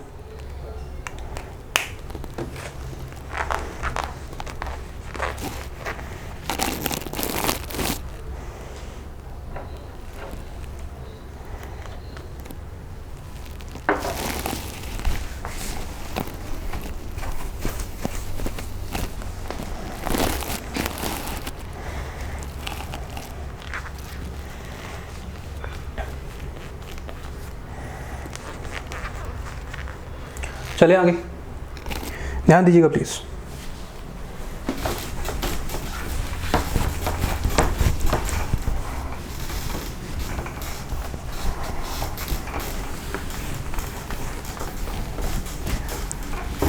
अब हम एक चीज पे पहुंचे हैं भाई, एज सच सेक्शन 32 क्लॉज 1 में कोई भी प्रोसीजर नहीं दिया हुआ how to record the dying declaration, but court ने अपनी तरफ से कुछ गाइडलाइंस दे दी हैं to ensure the credibility of the dying declaration. अगर मैं उस गाइडलाइन की बात कर रहा हूँ तो गाइडलाइंस क्या हैं वो बहुत ज़्यादा इंपॉर्टेंट है। ऑब्वियसली अगर गाइडलाइन दी है तो हर गाइडलाइन के पीछे एक लॉजिक होगा कि नहीं होगा? Answer is yes. और डायरेक्टली ये किससे रिलेट कर रही है? क्रेडिबिलिटी से, ट्रूथफुलनेस से, वॉलंटरीनेस से, है कि नहीं है? ध्यान दीजिएगा प्लीज। पहली जो गाइडलाइन है वो जो कोर्ट है वो क्या कह रहे हैं? वो ये कह रहे हैं कि dying declaration should be recorded without delay. It should be recorded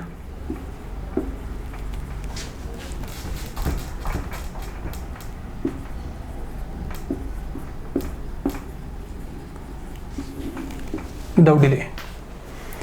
delay नहीं होना चाहिए डाइंग डिक्लेरेशन के लिए। No when I am talking about it should be recorded without delay, delay कैसे होता क्या है? क्योंकि डिले नहीं होना चाहिए, हम ये कह रहे हैं डिले नहीं होना चाहिए। अगर डिले होगा तो क्या होगा? अगर डिले होता है तो there will be a possibility of distortion और कंकोक्शन। फॉर एग्जाम्पल, जैसी डिले, जितना डिले होगा कहीं ना कहीं उतना ही चांसेस हैं कि विक्टिम के ऊपर कहीं ना कहीं आपने प्रेशर डाला हो कि मेरा नाम नहीं लेना, और कहीं ना कहीं वो प्रेशर की वजह से शायद उसने अपनी स्टेटमेंट चेंज कर दिया, उसके माइंड में अब कुछ और आ गया। सो दैट मीन्स डिले करता क्या है? डिले में कॉज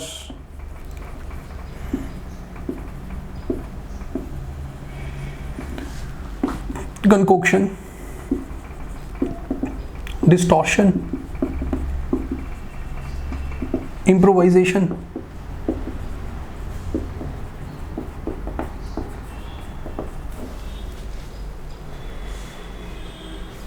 इस चीज़ का टाइम मिल जाता है। अगर डिले नहीं है, लेट्स सपोज कर लो जैसी डिले नहीं है और वैसे ही आपने, मतलब कि देयर इज़ नो डिले, जैसे ही डॉक्टर ने बोला कि the victim is in a fit state of mind और आपने क्या कर लिया, कहीं ना कहीं अपनी स्टेटमेंट रिकॉर्ड कर ली है, तो obviously there is no time for doing all these things. Credibility उतनी इंक्रीज होगी कि नहीं होगी? Answer is yes. It should be in the language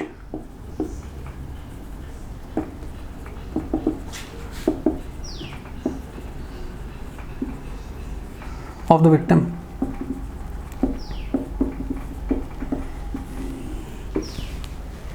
It should be in the language of the victim. Let's suppose करो अगर victim Hindi में बोल रहा है तो हिंदी में रिकॉर्ड करोगे, अगर वो इंग्लिश में बोल रहा है तो इंग्लिश में रिकॉर्ड करोगे।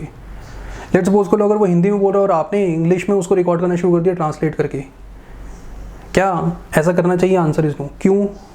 Again it will affect the meaning of the dying declaration. Let's suppose करो हिंदी में उसका कहने का मतलब कुछ और है पर इंग्लिश में कुछ और निकल रहा है, कहीं ना कहीं उसकी क्रेडिबिलिटी पे अब नाउ इफेक्ट होगा कि नहीं होगा? Answer is yes. That is why हमने सेम लैंग्वेज में लिखना है जो कहीं ना कहीं विक्टिम ने बोली है। Clear? It should be in the first person.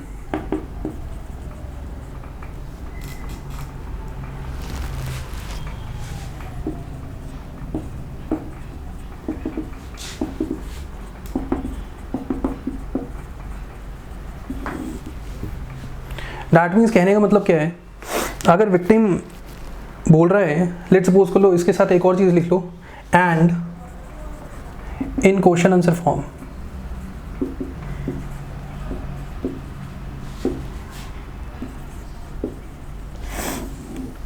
सबसे बड़ी बात तो ये क्वेश्चन आंसर फॉर्म को समझो पहले। लेट्स सपोज कर लो, अगर पुलिस ऑफिसर आया है, पुलिस ऑफिसर ने बोल दिया कि चलो भाई ठीक है, जो जैसे हुआ कैसे हुआ, मतलब पूरी की पूरी स्टोरी बताओ, तो वो पूरे का पूरा एक स्टोरी बता रहा है, that will be in a paragraph form. क्या हमने वो पूरा स्टोरी फॉर्म में, पैराग्राफ फॉर्म में लिखना है? Answer is no. हमने किस फॉर्म में लिखना है वो? That should be in a question answer form. That means हम ये एक्सपेक्ट करते हैं कि पुलिस ऑफिसर उससे क्वेश्चन पूछ रहा है, उसका वो आंसर दे रहा है।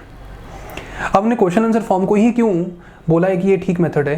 क्योंकि अगर जब भी आप स्टोरी बोलते हो, जब भी एक पैराग्राफ फॉर्म में एक स्टोरी बोल रहे हो, तो मोस्ट ऑफ द टाइम ऐसा हो सकता है कि आप शायद एक फैक्ट बताना भूल गए हो, you might miss a fact.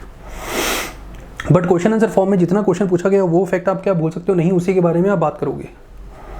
So question answer form में कुछ मिस ना होने के चांसेस हैं। दैट मीन्स सारे के सारे जितने भी फैक्ट्स हैं वो बोलेगा, सारे के सारे क्वेश्चंस आपने उससे पूछे हैं, बट जो मिस होने के चांसेस हैं वो किस में ज़्यादा होते हैं? मिस होने के चांसेस जो स्टोरी फॉर्म है उसमें बहुत ज़्यादा होते हैं, बिकॉज शायद अब वो स्टोरी बताते हुए एक फैक्ट भूल जाए। और मुझे बताइए, अगर वो एक इंपॉर्टेंट फैक्ट भूल गया तो that will harm the credibility of the direct declaration or not answer is yes. और जब भी वो अपना आंसर दे रहा है, that should be in the first person. Let's suppose कर लो, अगर वो first person, that means exactly वही आपने उसका आंसर, दैट मीन्स वही जो वो बोल रहा है एग्जैक्ट वर्डिंग्स लिखनी है आपने। अगर वो बोल रहा है मैं उधर गया, अगर वो बोल रहा है मैं उधर गया, तो आप भी ये नहीं लिखोगे वो उधर गया, आप ये लिखोगे कि मैं इधर गया। वो बोल रहे हैं मैं इधर गया, तो आप भी ये लिखोगे मैं इधर गया, क्योंकि आपने एक एग्जैक्टली उसी ही वर्डिंग लिखनी है। अगर आप फर्स्ट पर्सन थर्ड पर्सन में चेंज कर दोगे तो मानना ये है कि शायद ऐसा ना हो कि मीनिंग, सेंटेंस का मीनिंग ही बदल जाए।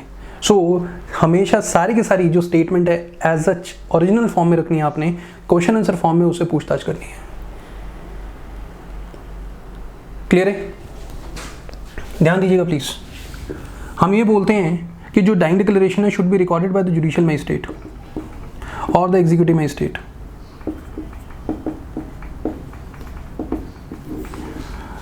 Not by police officer.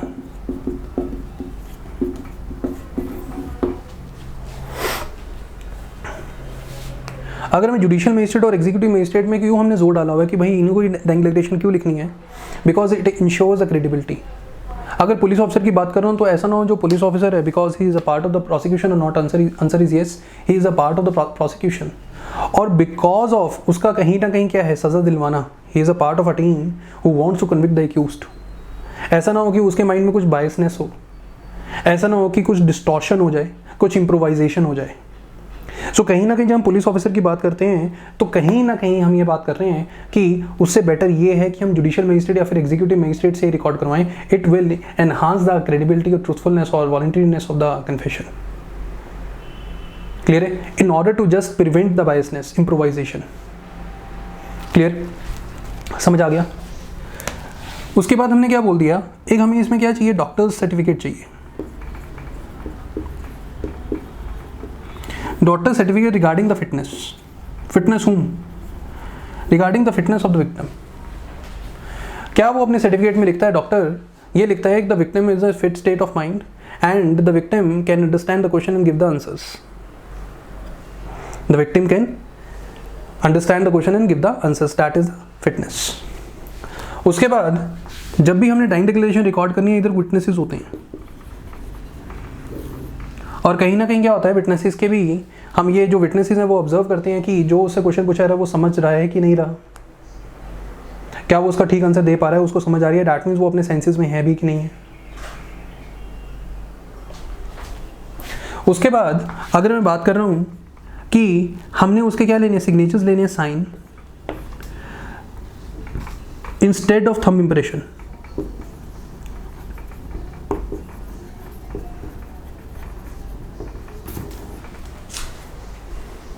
Signature और थंब इंप्रेशन में से हमने किसको रेलिवेंसी, दैट मीन्स किसको ज़्यादा इंपॉर्टेंस दी है? We are talking about the more importance of the signatures. Why? Because अगर मैं सिग्नेचर की बात कर रहा हूँ तो सिग्नेचर मतलब कि थंब इंप्रेशन तो ये भी हो सकता है कि आपने अपनी तरफ से लिख दिया सब कुछ, और कहीं ना कहीं एंड में उसका खुद अंगूठे का निशान लगवा दिया। उसने कुछ भी नहीं अपनी स्टेटमेंट दी थी, उसकी स्टेटमेंट बनाई, खुद लिखी और उसका अंगूठे का निशान ले लिया। अब मुझे बताइए कहीं ना कहीं डाउट क्रिएट होता है कि नहीं होता थंब इंप्रेशन में? क्या यही चीज़ सिग्नेचर्स में हो सकती है? Answer is no. विक्टिम खुद ही अपने सिग्नेचर्स करेगा कि नहीं करेगा? Answer is yes. So signature कहीं ना कहीं इसकी इंश्योर करते हैं क्रेडिबिलिटी। आंसर इज, और कहीं ना कहीं थंब इंप्रेशन में कहीं ना कहीं क्या आ जाता है? डाउट क्रिएट हो जाता है कि ऐसा नहीं है, ऐसा ना हो कि पहले स्टेटमेंट खुद ही लिख दी हो आपने और उसके बाद उसका थंब इंप्रेशन ले लिया हो। क्लियर है? सो सारी की सारी ये गाइडलाइंस है। एक बारी सारी की सारी ये गाइडलाइंस को प्लीज़ नोट डाउन कर लीजिए, उसके बाद आगे चलता हूँ मैं। और एक गाइडलाइन को भी मैं डिस्कस करूँगा कि अगर ये गाइडलाइन फॉलो नहीं करी तो इसका कैसा इफेक्ट होगा और उसको कैसे रिमूव कर सकते हैं। अगर मैं ये गाइडलाइन के बारे में बात करूँ, ध्यान दीजिएगा पहले, अगर मैं ये गाइडलाइन के बारे में बात कर रहा हूँ, क्या ये लॉ है? Answer is no. Again it is a matter of prudence और नॉट कि ऐसा करना चाहिए, क्योंकि ये जो आप करोगे अगर ऐसे ही एग्जैक्टली करोगे तो क्या करेगी? क्रेडिबिलिटी इंश्योर करेगी। Answer is yes. अगर लेट सपोज करो ये गाइडलाइन फॉलो नहीं हुई है, if these guidelines have not been followed, then कहीं ना कहीं क्या हो जाता है? अभी भी जो डाइंग डिक्लेरेशन है वो एविडेंस तो है, बट कहीं ना कहीं क्या क्रिएट हो गया? एक डाउट क्रिएट हो गया। सो जब ये गाइडलाइंस फॉलो नहीं हुई है तो क्या आप डाइंग डिक्लेरेशन को इनएडमिसिबल कर दोगे? क्या ये एविडेंस ही नहीं है? Answer is no. अभी भी एडमिसिबल है, ऐसा नहीं करके आना आप, उसको इनएडमिसिबल ना करके आना। वो इररिलेवेंट नहीं हो जाएगी, वो अभी भी रेलिवेंट होगी, वो अभी भी एडमिसिबल होगी, क्योंकि ये अभी भी एक एविडेंस है। क्योंकि 32 क्लॉज 1 में कहीं पे भी ये प्रोसीजर लेट डाउन नहीं किया गया। हाँ, सिर्फ और सिर्फ अगर ये गाइडलाइन फॉलो नहीं करोगे तो इफेक्ट क्या होता है? इफेक्ट ये डाउट क्रिएट हो जाता है। और कहीं ना कहीं अगर आप सफिशिएंट एक्सप्लेनेशन दे रहे हो कि आप ये गाइडलाइन क्यों फॉलो नहीं कर पाए, तो ये डाउट को क्या रिमूव कर सकते हैं? Answer is yes. For example अगर मैं कह रहा हूं कि हमने बोला है कि जो ये dying declaration should be recorded by judicial magistrate or the executive magistrate, not the police officer. Let suppose करो जुडिशियल मजिस्ट्रेट को बुलाया गया या फिर एग्जीक्यूटिव मजिस्ट्रेट को बुलाया गया, पर वो आ ही नहीं पाए, वो कहीं बिजी हैं। अगर जितने में आएंगे, मतलब अगर उनकी वेट करेंगे तो इतने में ऐसा ना हो कि विक्टिम की डेथ हो जाए, सीरियस है। अब उनकी वेट कर नहीं सकते, अगर करेंगे तो ऐसा ना हो कि हम एक बहुत इंपॉर्टेंट एविडेंस खो दें, क्योंकि अगर विक्टिम की डेथ होगी फिर तो डाइंग डिक्लेरेशन बहुत जो इंपॉर्टेंट एविडेंस है, we will lose that evidence. So that is why अब क्या कर दिया, अब पुलिस ऑफिसर ने ये डाइंग डिक्लेरेशन रिकॉर्ड कर ली। अब मुझे बताइए आपने गाइडलाइन फॉलो नहीं करी, बट उसकी एक प्रॉपर एक्सप्लेनेशन है कि नहीं है? Answer is yes. क्लियर है? लेट्स सपोज करो अगर मैं कह रहा हूं कि आपने लैंग्वेज ऑफ द विक्टिम के, हम कहते हैं कि it should be in the language of the victim, it should be in the first person, it should be in the question answer form, आपने ये फॉलो नहीं करा, बट कहीं ना कहीं जब भी आपने डाइंग डिक्लेरेशन ये दी, आपने एक वीडियो रिकॉर्डिंग कर ली साथ में।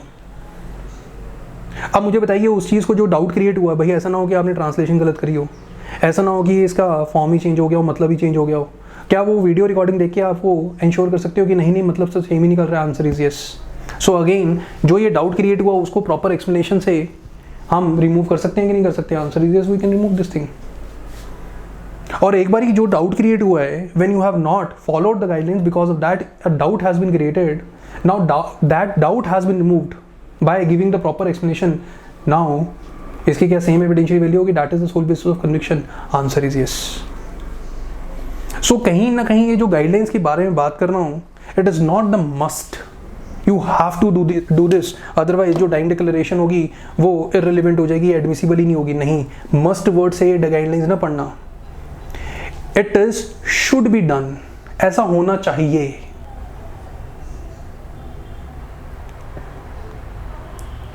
क्लियर है? समझ आ गया? Any doubt? क्लियर है? इसको फटाफट से गाइडलाइंस को लिख लो। उसके बाद एक इंपॉर्टेंट गाइडलाइन पे आना है मेरे को, that is this doctor certificate. It is very important. It is this doctor's certificate. फटाफट से इन गाइडलाइन को लिखो प्लीज, 1 मिनट में।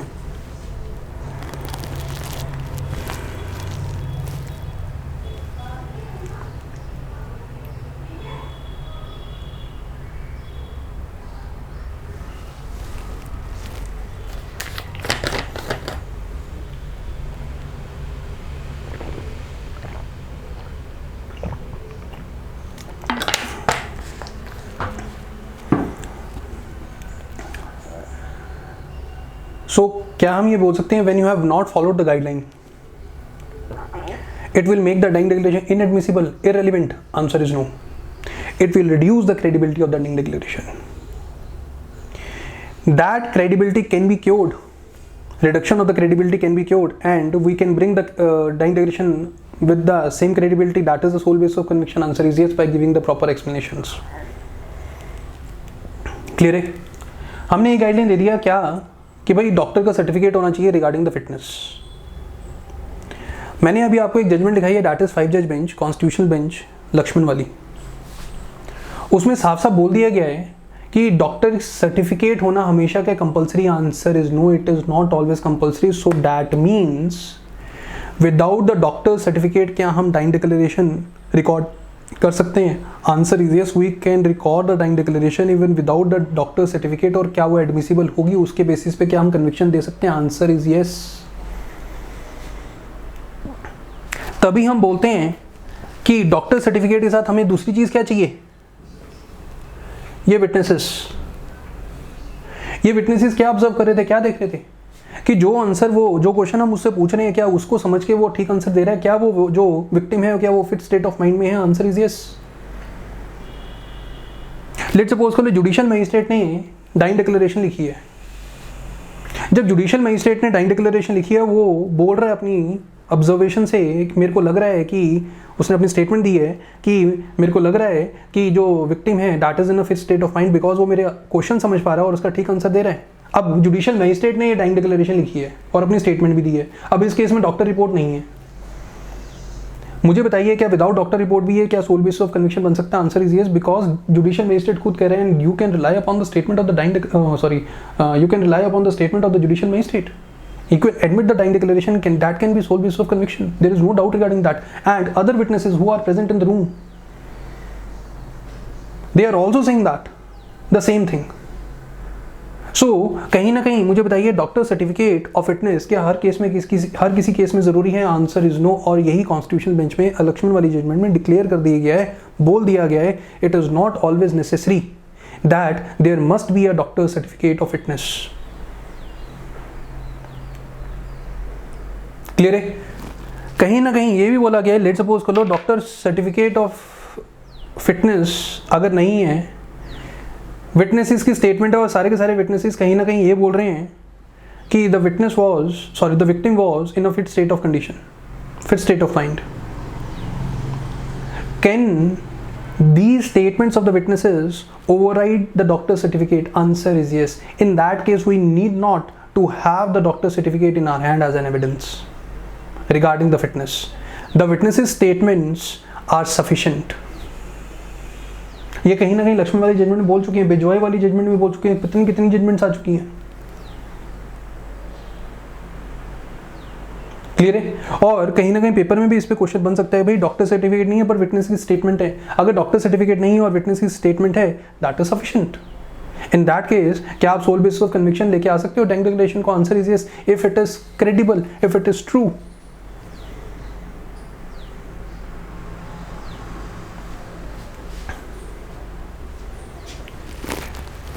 क्लियर? कोई डाउट? समझ आ गया? ध्यान दीजिएगा प्लीज. इसी डॉक्टर सर्टिफिकेट से आगे आ रहा हूं मैं, मतलब इसी से कनेक्टेड है, डॉक्टर सर्टिफिकेट से कनेक्टेड है. One more issue, that is in the case of the 100% burn injuries. और कहीं ना कहीं ये पुरुषोत्तम वाली जजमेंट जो 2020 की लेटेस्ट, वो इसी पे डिपेंड है. अगर 100% बर्न इंजरीज है तो कहीं ना कहीं according to the medical science the person may not be in a fit condition of mind, fit mental condition में नहीं हो, और कहीं ना कोई डाइंग डिक्लेरेशन ना दे पाए, कहीं ना कहीं वो डाइंग डिक्लेरेशन ना दे पाए. That is the case of, that is according to the medical science in the case of the 100% burn injuries. But is this a universal formula और universal rule that every person will not be in a fit state of mind? It might happen that instead of the 90% or the 100% burn injuries, the victim may gather the courage to speak the truth. And if the victim is able to gather the courage to speak the truth and the victim has given the statement and you have followed all the guidelines, then in that case क्या 100% burn injuries में भी क्या ये sole basis of conviction हो सकता है? Answer is yes. Yes, we need to be cautious, but in this case also,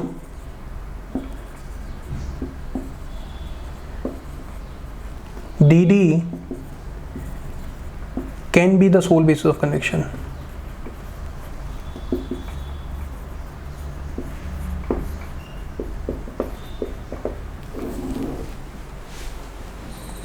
DD can be the sole basis of conviction.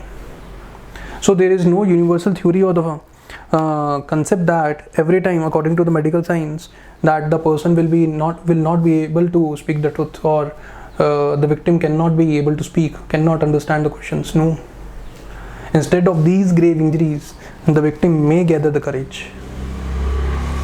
So अगर आपको कोई 100% बर्न इंजरीज पे क्वेश्चन आए और बोल दिया जाए भाई ये जो टाइम डिक्लेरेशन है वो एडमिसिबल है कि इनएडमिसिबल है, एडमिसिबल है, क्या ये ट्रू हो, अगर लेट्स सपोज कर लो ये ट्रू भी है, क्रेडिबल भी है, तो क्या इसको सोल बेसिस ऑफ कन्विक्शन बना सकते हो और पेपर में आप क्या कन्विक्शन दे के आ सकते हो इस स्टेटमेंट की वजह से, इस स्टेटमेंट के बेसिस पे, एक टाइम डिक्लेरेशन के बेसिस पे? आंसर इज यस, चाहे वो 100% बर्न इंजरीज का केस है।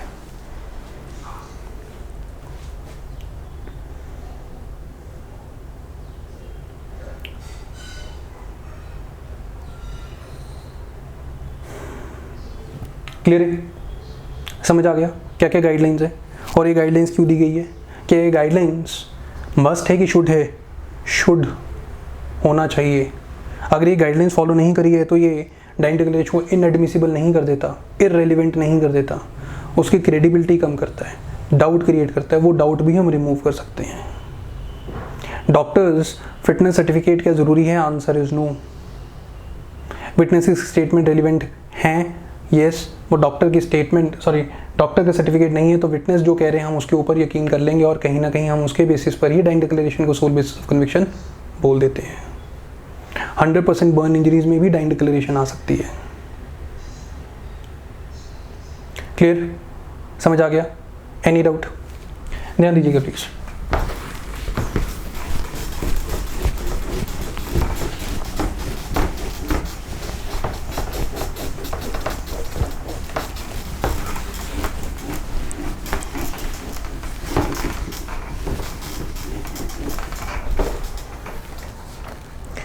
एक बहुत इंपॉर्टेंट इशू है डाइंग डिक्लेरेशन में,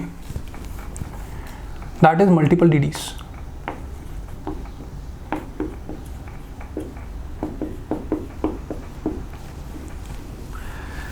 दैट इज ए केस में एक डीडी नहीं है, बहुत सारी डीडीज हैं। और मैं अगर मल्टीपल डीडीज के बारे में बात कर रहा हूँ, जो ये केस है मल्टीपल डीडीज का, ये तकरीबन नेचुरली अगर हो ही जाता है। That means in most of the cases there might be multiple DDs, so it is not a rare situation, it is a general situation. कैसे? फॉर एग्जाम्पल, एक हाइपोथेटिकल एग्जाम्पल ले रहा हूँ, W&H, husband and wife. Let's suppose करो dowry वगैरह का case है, और क्योंकि जो W है वो डॉरी नहीं लेके आ रही है, तो husband has poured the kerosene oil upon W and उसको कहीं ना कहीं जलाने की कोशिश करी है। जब उसने आग लगाई तो ऑब्वियसली वो चिल्लाई, शाउटिंग विद पेन। ना उसकी जो शाउट सुनकर कौन से आस पड़ोसी जो नेबर्स हैं वो आ गए फटाफट, और हस्बैंड अब ये प्रिटेंड करे इट इज़ एन एक्सीडेंट। अब जब आस पड़ोसी आए, आग बुझाई, तो उससे पूछा ये कैसे हुआ। लेट्स सपोज करो उसने सबसे पहले अपनी स्टेटमेंट दी है नेबर को, उसके बाद एम्बुलेंस आई। एम्बुलेंस में लेट्स सपोज करो डॉक्टर था, उसको उसने स्टेटमेंट दी है कि ऐसे ऐसे H ने केरोसिन डाला। उसके बाद पुलिस ऑफिसर को जैसे ही इन्फॉर्म किया गया तो पुलिस ऑफिसर ने पूछा भाई कैसे हुआ, तो उसने फिर दोबारा से H का नाम लिया कि H ने ऐसे ऐसे केरोसिन डाला। उसके बाद जुडिशियल मजिस्ट्रेट आया फाइनली, और उसकी जो DD है वो रिकॉर्ड करी। नाउ जो जुडिशियल मजिस्ट्रेट ने रिकॉर्ड करी है that is in the form of what, जो लेट्स सपोज करो पुलिस ऑफिसर ने भी रिकॉर्ड करी है that is in the form of written. ये ऑरल है डॉक्टर को जो दी है, और जो नेबर को दी है ये भी ऑरल है। सो इस केस में अगर मैं नेचुरल सर्कमस्टांसिस की बात कर रहा हूं तो ये मोस्ट ऑफ द केसेस में हो सकती है कि नहीं हो सकती? Answer is yes. सो इधर मुझे बताइए एक ही केस है, मुझे बताइए कितनी डीडीज आ चुकी हैं? इसमें 4 डीडीज आ चुकी हैं, बिकॉज हर बारी हम एक स्टेटमेंट की बात करें विच is talking about the cause of death. So every statement is a DD और नॉट? Answer is yes. और हमें पता था जो डीडी है वो ऑरल भी हो सकती है और रिटन भी हो सकती है। अगर मैं मल्टीपल डीडीज़ के बारे में बात कर रहा हूँ तो सारी की सारी जितनी भी डीडीज़ होंगी, क्या लेट्स सपोज को अब नेबर विटनेस बन के आएगा तो बोलेगा हाँ जी मेरे को डीडीडी है, डॉक्टर विटनेस बन के आएगा वो बोलेगा मेरे को डीडीडी है, पुलिस ऑफिसर वो रिटन डॉक्यूमेंट देगा, सबमिट करेगा, जुडिशियल मैजिस्ट्रेट अपना रिटन वो डॉक्यूमेंट जो सबमिट करेगा। नाउ जब हम मल्टीपल डीडीज़ के बारे में बात कर रहे हैं तो इसकी एविडेंशियल वैल्यू हम कैसे डिसाइड करेंगे, और क्या इनमें से सिर्फ और सिर्फ एक ही एडमिसिबल है कि सारी की सारी एडमिसिबल होंगी? ऑब्वियसली सारी की सारी एडमिसिबल हैं।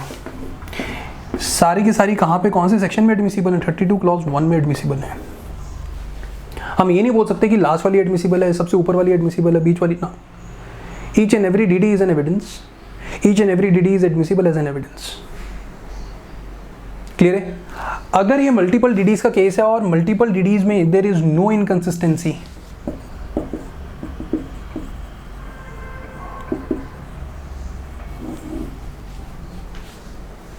कहीं पे भी कोई भी इनकंसिस्टेंसी नहीं है, पूरी की पूरी स्टेटमेंट कहीं ना कहीं सेम स्टेटमेंट आ रही है कि नहीं आ रही? हाँ, वो अलग बात है कि कुछ लैंग्वेज डिफरेंट होगी। ऑब्वियसली अगर एक ही तरह की लैंग्वेज बोल रही है, एक ही वर्ड एक ही लाइन बोल रही है, फिर तो वो रट के आई है, फिर तो कहीं ना कहीं डाउट क्रिएट हो जाएगा। बट कहीं ना कहीं जब भी हमने डीडी हमने देखी है तो कहीं ना कहीं कंक्लूजन एक ही निकल रहा है, क्या एच था जिसने केरोसिन ऑयल पॉर करा और कहीं ना कहीं उसको आग लगाई। So there is no inconsistency when we are talking about multiple DDs, and there is no inconsistency with respect to each and every DD, then it can be the sole basis of conviction.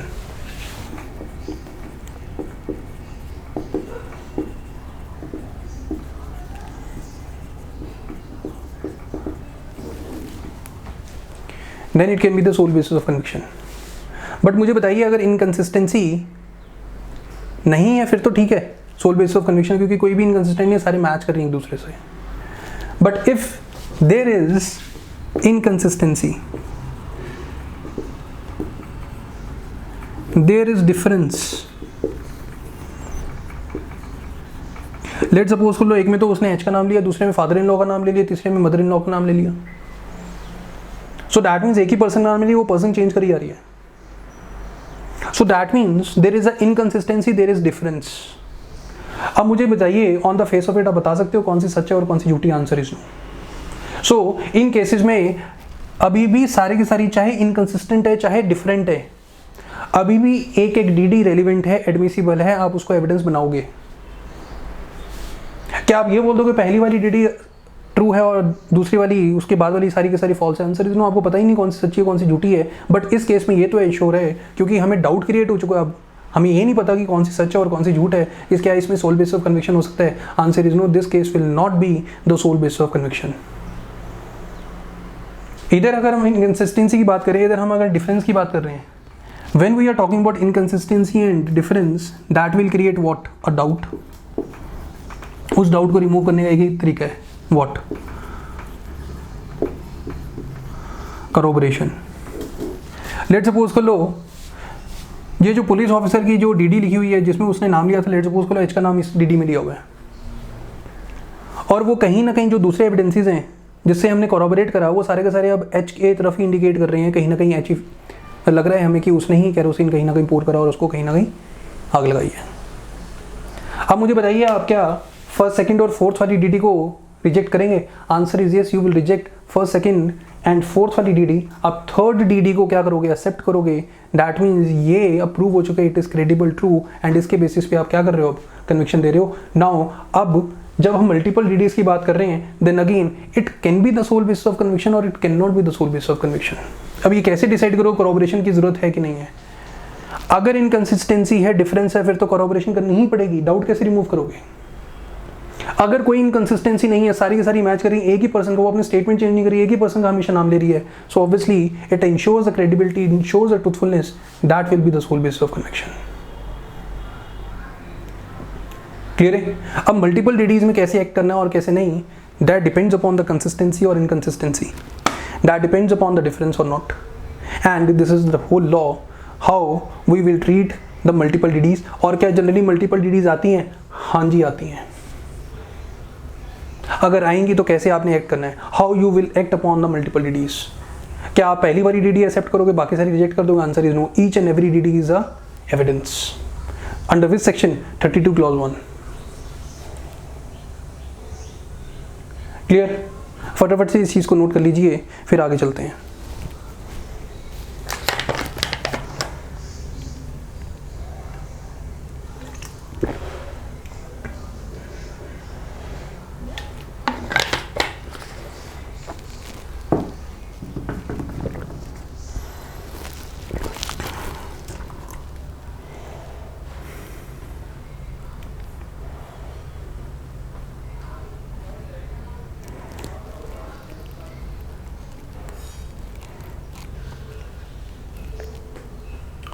कर लिया note, ध्यान दीजिएगा please.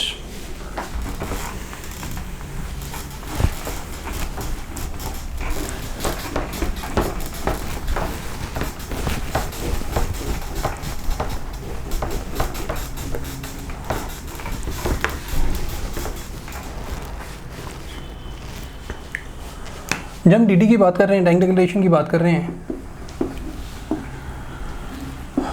तो obviously ये cause of death के बारे में तो बात करती है।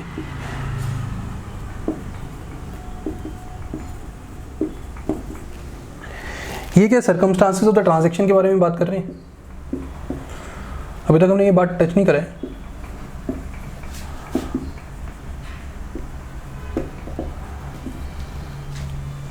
Here circumstances means the facts.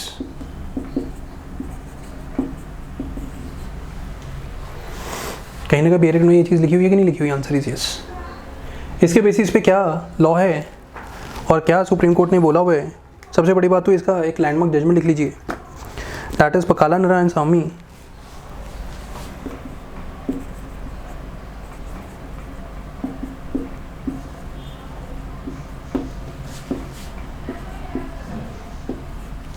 पकाला Narayana Swami versus King emperor,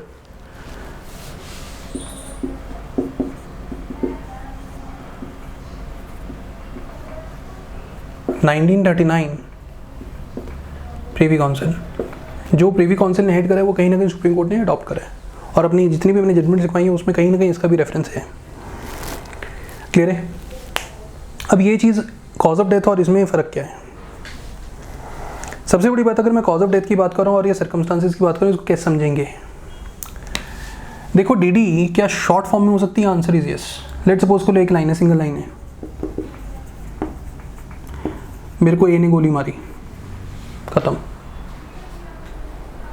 क्या जरूरी है डीडी में एक एक फैक्ट डिटेल में हो? Answer is no, it is not at all necessary. Rather जितनी शॉर्ट होगी उतनी ही उसकी क्रेडिबिलिटी इंक्रीज होती है, क्योंकि उतनी ही कम गलतियां होंगी। क्लियर है? So shortness of DD will not effect its credibility. Clear? अगर मैं कह रहा हूं डीडी क्या सिर्फ और सिर्फ एक लाइन में होगी कि डिटेल्ड में हो, पूरी पूरी स्टोरी होगी? पूरी की पूरी स्टोरी भी हो सकती है। लेट्स सपोज कर लो जो ये वाली लाइन है, इसमें वो बोल दिया है cause of death, that means A ने गोली मारी।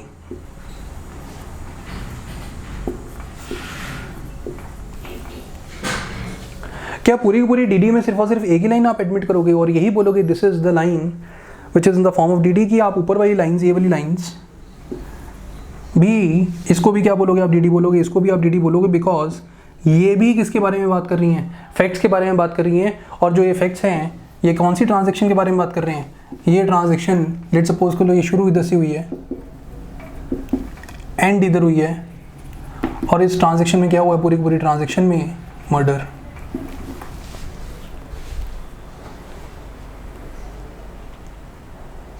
सो कहीं ना कहीं जब हम बात कर रहे हैं, we are not talking about only this line which is talking about the cause of death, it is the DD only. No, rather the other facts also which is related to the same transaction, it is also a form of DD and it is also acceptable as an evidence under section 32 clause 1. Late suppose कर लो इसमें बोला है इसने पहले कि दो बारी पहले भी उसने मेरे को मारने की कोशिश करी है, अब की बार उसने मेरे को गोली ही मार दी। अब दो बारी पहले भी मारने की कोशिश करी है, अब की बार गोली ही मार दी है, पहले भी हमारी एक दुश्मनी चली आ रही है। ये क्या है? Facts of the transaction. गोली मारी तो उसने ये बोला ही shot me. So that means DD सिर्फ और सिर्फ कॉज ऑफ डेथ के बारे में बात कर सकती है, सर्कमस्टांसिस के बारे में बात कर सकती है, और दोनों को मिला के दैट मीन्स सर्कमस्टांसिस के बारे में बात करी है और कॉज ऑफ डेथ के बारे में बात करी है। पूरी की पूरी जो स्टेटमेंट है वो एक डीडी है।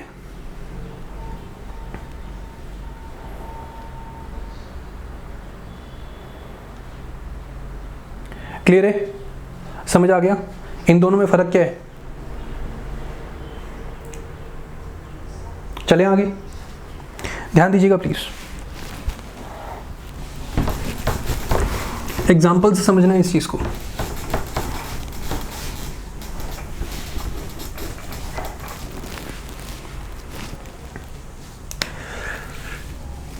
अगर मैं सिंपल सा आपको एग्जांपल दूं, लेट्स सपोज को लो मर्डर इधर हुआ है,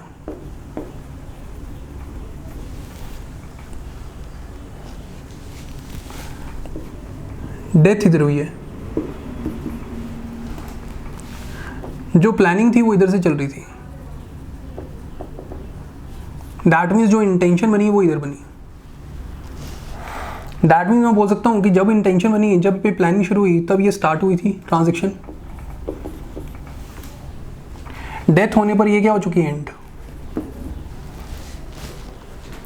ऐसी हम पूरी ट्रांजैक्शन देखते हैं कि नहीं देखते? जैसे इंटेंशन फ्रेम हुई है, प्लानिंग आपने शुरू कर दी है, इंटेंशन फ्रेम हो चुकी है, मारने का पर्पस, मतलब मारना चाहते हो।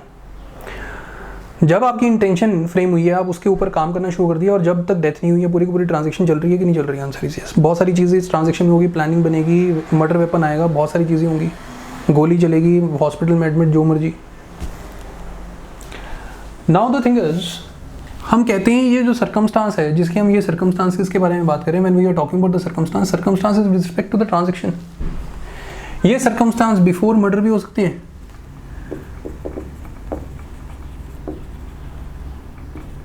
Answer is yes. So that means गोली चलने से पहले भी क्या एक डीडी आ सकती है? आंसर इज यस, गोली चलने से पहले भी एक डीडी आ सकती है। तभी हमने बेरेक्ट में क्या लिखा हुआ है, वाज और was not under the expectation of death. जब तक गोली नहीं चली, जब तक उसके ऊपर अटैक ही नहीं हुआ, मुझे बताइए he was under the expectation of death? Answer is no. पर इसको अभी भी हम किसको कैटेगराइज कर रहे हैं? डीडी के फॉर्म में। इन द एंड थोड़े दिनों बाद क्या होगी, गोली चल गई और उसकी क्या हो चुकी है, डेथ हो चुकी है। फॉर एग्जाम्पल, ध्यान दीजिएगा प्लीज, H&W का एग्जाम्पल ले रहा हूँ अगेन, H&W का एग्जाम्पल ले रहा हूँ अगेन, देखिएगा प्लीज।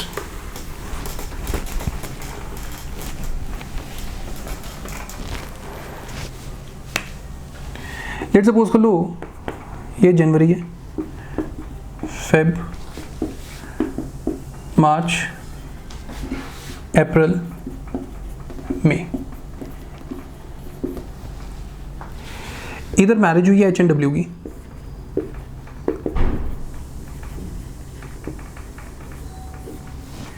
इधर फेब में फर्स्ट डिमांड थी डॉरी की,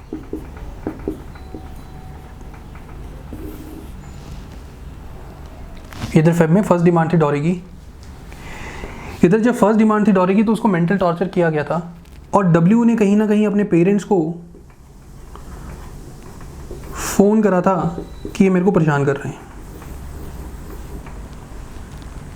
मार्च में फिर फिजिकली टॉर्चर किया गया उसको।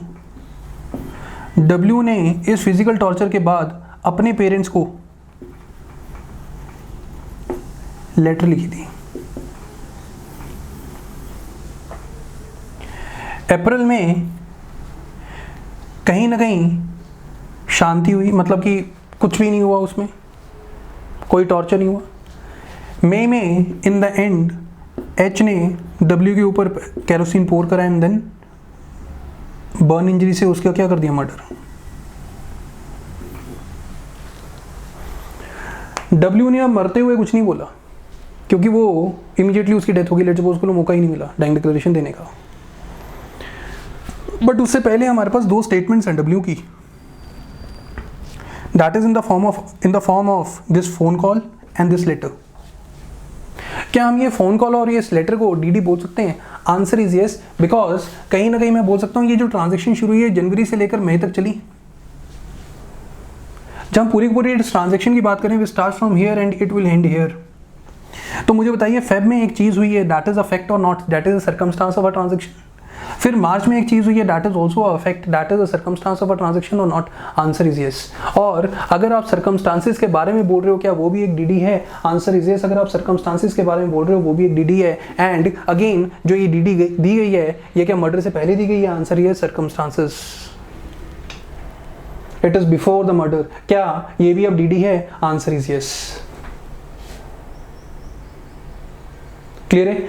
अगर ये मर्डर के बाद डीडी देती है, लेट्स सपोज करो इसने मई में मरने से पहले क्या दी है? डीडी दी है जब ये हॉस्पिटल में एडमिट थी। अब जब ये हॉस्पिटल में एडमिट थी तो इसने सारी की सारी स्टोरी बताई कि शादी कब हुई, कैसे कैसे वो मेरे को परेशान कर रहे थे, और इन द एंड आज उन्होंने मेरे ऊपर कैरोसिन डाला और मेरे को जला दिया। ये जो लास्ट वाली लाइन है, that is the cause of death. जो ये पूरी की पूरी ट्रांजेक्शन है जिसमें हमने वो फ़ोन कॉल के बारे में बात करी और जो लेटर्स के बारे में बात करी, सब उसने बोला। मैं बोल सकता हूँ ये सारे के सारे क्या हैं, अब सर्कमस्टांसेस हैं।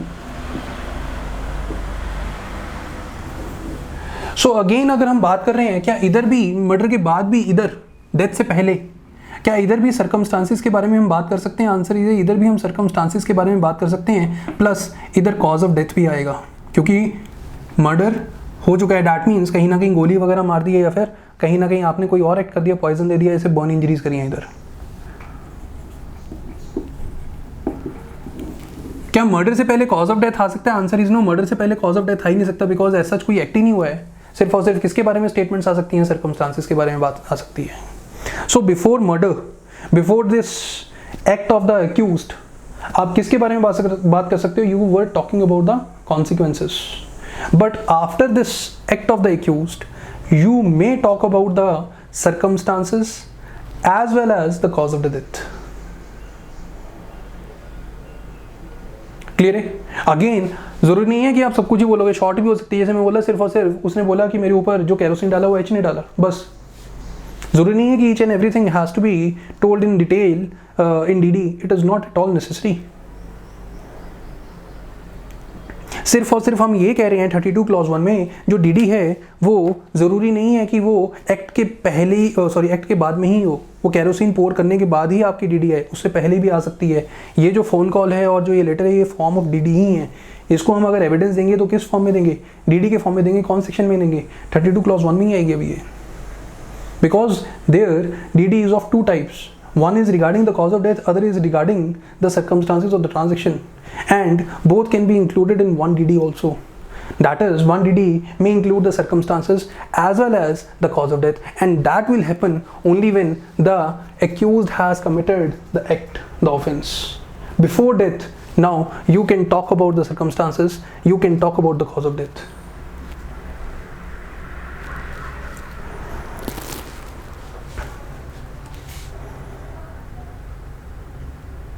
क्लियर है? समझ आ गया?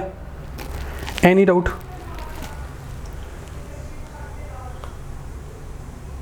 चले आगे, चले आगे।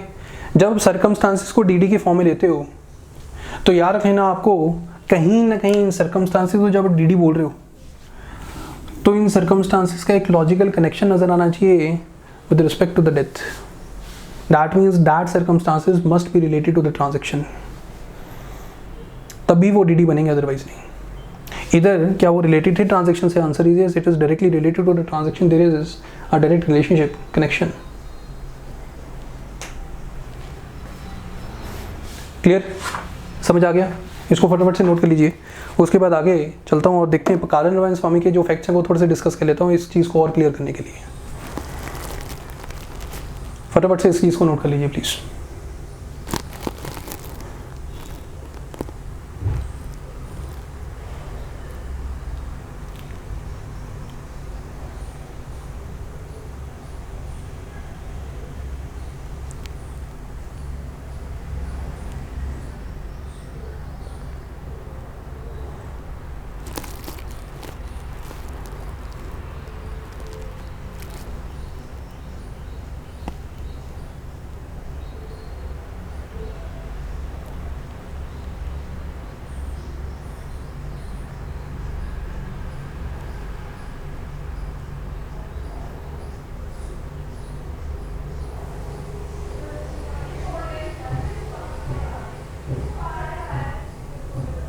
कर लिया नोट?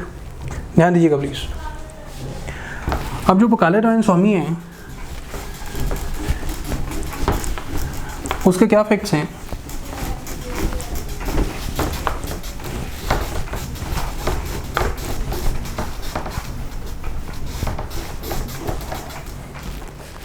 ध्यान दीजिएगा।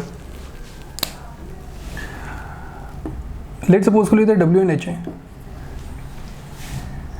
इधर H1 एंड W1, दो फैमिलीज के बारे में बात कर रहा हूँ मैं। H1 ने W को इसकी मैरिज से पहले एक लोन दिया था। H1 ने W को उसकी मैरिज से पहले क्या दिया था? लोन। सो H1 क्या हुआ? क्रेडिटर और W क्या हुई? डेटर। अब उसकी हो चुकी है मैरिज, अब H1 को भी पैसे की ज़रूरत है तो उससे पैसे मांग रहा है।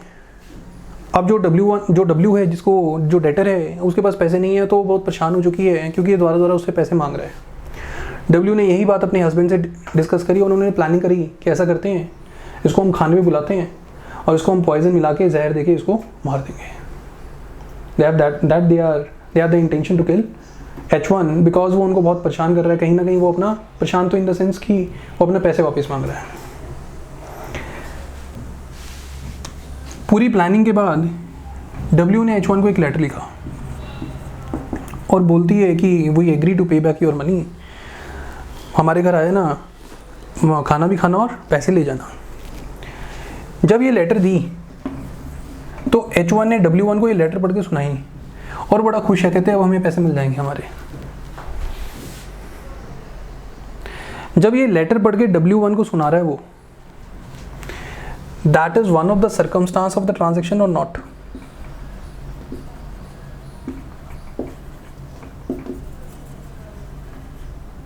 लेट सपोज को लोग उनके घर गया, उसने खाना वाना खाया और उसकी डेथ हो गई है, उसका मर्डर हो चुका है। क्या हम जो वो लेटर पढ़ के W को सुना रहे हैं और ये बोल रहे हैं कि मैं उनके घर जा रहा हूँ, क्या ये statement one of the circumstances of the transaction है कि नहीं? Answer is yes, because transaction तो कहीं ना कहीं जब इनकी इंटेंशन बनी तो शुरू हो चुकी थी और एंड कब हुई? स्टार्ट इधर हुई और एंड इधर हुई। और कहीं ना कहीं ये वन ऑफ द सर्कमस्टांस है कि नहीं है? Answer is yes, it is one of the circumstance and related to the transaction. क्या मुझे बताइए कि हम इसको बोल सकते हैं it is in the form of DD? Answer is yes, and that was the fact, that was the facts of Pakala Swami, और इसमें इसको DD कंसीडर किया गया था।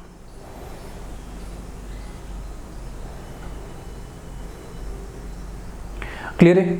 सो कहीं ना कहीं हम बात करते हैं जो DD है सिर्फ और सिर्फ उसको कॉज ऑफ डेथ के पॉइंट ऑफ व्यू से न देखना, उसके आगे पीछे भी बहुत कुछ बोल सकते हैं, बट वो जितने भी सर्कमस्टांसेस के बारे में बोल रहे हैं वो किससे रिलेट होनी चाहिए? इस पूरी की पूरी ट्रांजेक्शन से रिलेट होनी चाहिए। क्लियर है? लेट्स सपोज करो अगर मैं DD बोलते हुए वो कह रहे हैं कि मैं अपनी वाइफ से बहुत प्यार करता हूँ और उसका आप ध्यान रखना, मुझे बताइए is this circumstances related to the transaction? Answer is no, this is not related to the transaction at all. वो क्योंकि अपनी कहीं ना कहीं फीलिंग्स, अपनी फैमिली के बारे में कुछ बोले, let's suppose, so that is not related to the transaction at all. अब उस स्टेटमेंट को क्या DD की फॉर्म में DD में इंक्लूड करोगे? Answer is no, that is not in the form of a DD, because DD में दो ही चीजें हो सकती हैं, that is the cause of death और द सर्कमस्टांसेस।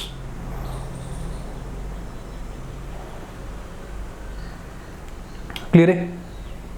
समझ आ गया? चलें आगे। क्लियर? आगे जो एक इसके साथ ही एक लास्ट इशू रह गया है, उसके बाद ये टॉपिक खत्म हो जाएगा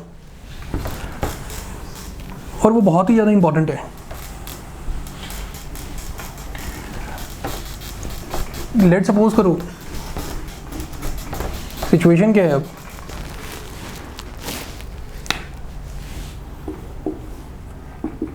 ए ने बी को मारा, इसने DD the.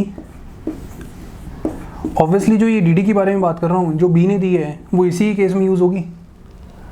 The question is the DD given by B can be used by the prosecution in another case, let's suppose in the case of C। एक DD जो B की है, B के केस में तो यूज होगी because it is talking about the cause of death of B। But क्या यही DD किसी और के कॉज ऑफ डेथ के लिए भी यूज हो सकती है, किसी और केस में भी यूज हो सकती है? Answer is yes.